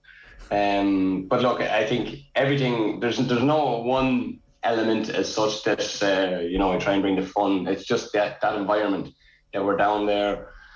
We push ourselves hard. Jack pushes us hard, and we push management hard too to get answers. Going into games. But I think that when you with a group of players, when you are all striving to achieve something and pushing yourself, and you're doing that together, I think that's where the sense of enjoyment and fulfillment comes from.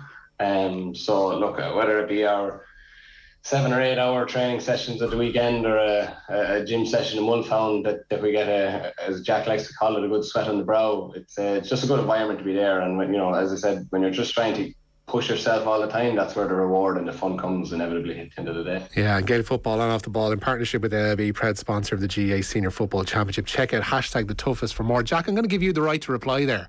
As regards forgetting your watching and involving them in 8 hour, 9 hour training sessions or whatever it is. Like that image I had the other day of Antonio Conte making his Spurs players run and making Harry Kane spew at the side of the pitch. Are you that much of a taskmaster with them? I don't think so, Richie. I know we have good fun, and we have we train for an hour. We have a Cooney hour every Tuesday and Thursday, and sometimes it kind of goes a little bit beyond that, but I know it's good. We have good fun, and here's another thing, Richie.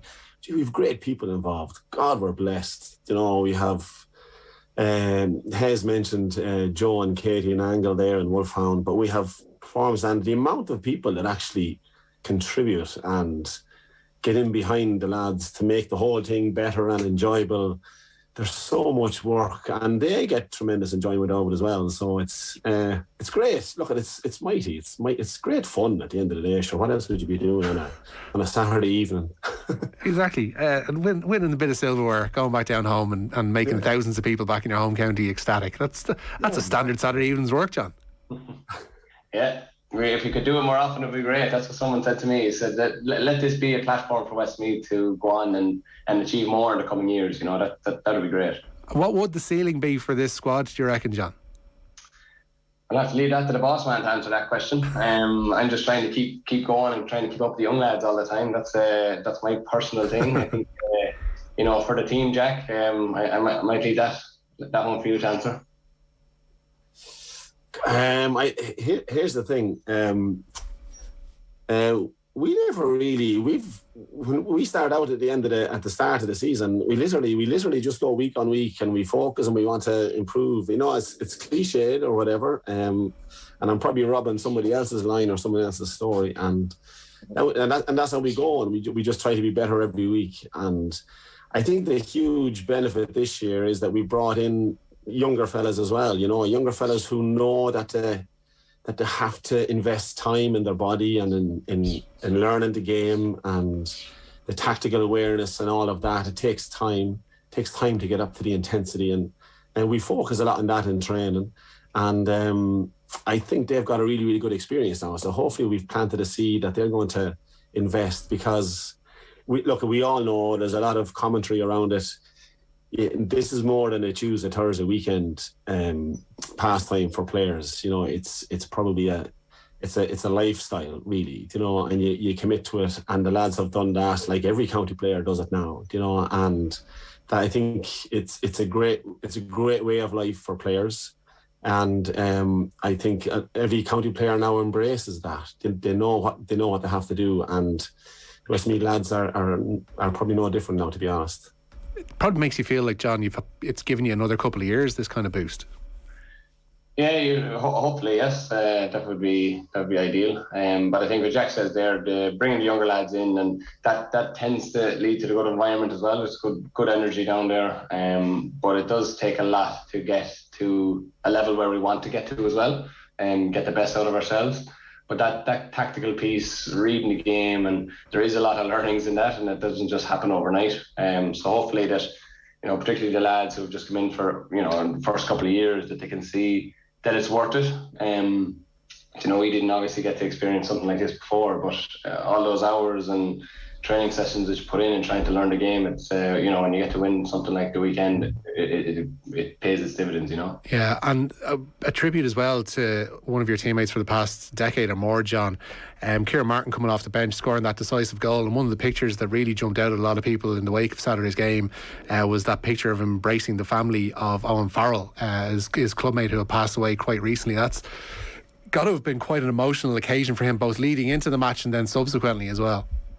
Yeah, absolutely. I think, first of all, speaking, for Kieran is a remarkable man, and I'm delighted that he got to play at the weekend, and obviously I'm delighted he scored his goal too. I still don't know how he scored it. I texted him Sunday morning and asked him for an explanation, because we do see him do that regularly in training. Jack, let's be honest, he can carry 5 or 6 lads at a time, but to do it in Croke Park is quite special, and we'll be forever grateful. But it is just a testament to the man. He came back from a bad injury. He did his Achilles, but it also shows the type of person he is. That picture typified him, going up and giving Tom Farrell a hug, which is very, very sad, who lost his son last week. And a few of us were down at the funeral, and the family said to us, you have a 16th man, Owen will be cheering you on as well. So it was very special for them. We saw Tom that evening as well, and he thanked us sincerely for it, because it brightened up their day. Obviously it's a tough time for the family, but he sent a message to you, Jack, as well, I think, to say something similar. Yeah, and like Tom and his family, they're lifelong givers to the GA. Tom has been involved all his life, and his family have now. Tom is the next chairman of Westmeath County Board and is involved in Leinster GA now. So I'd repeat what Hez said there.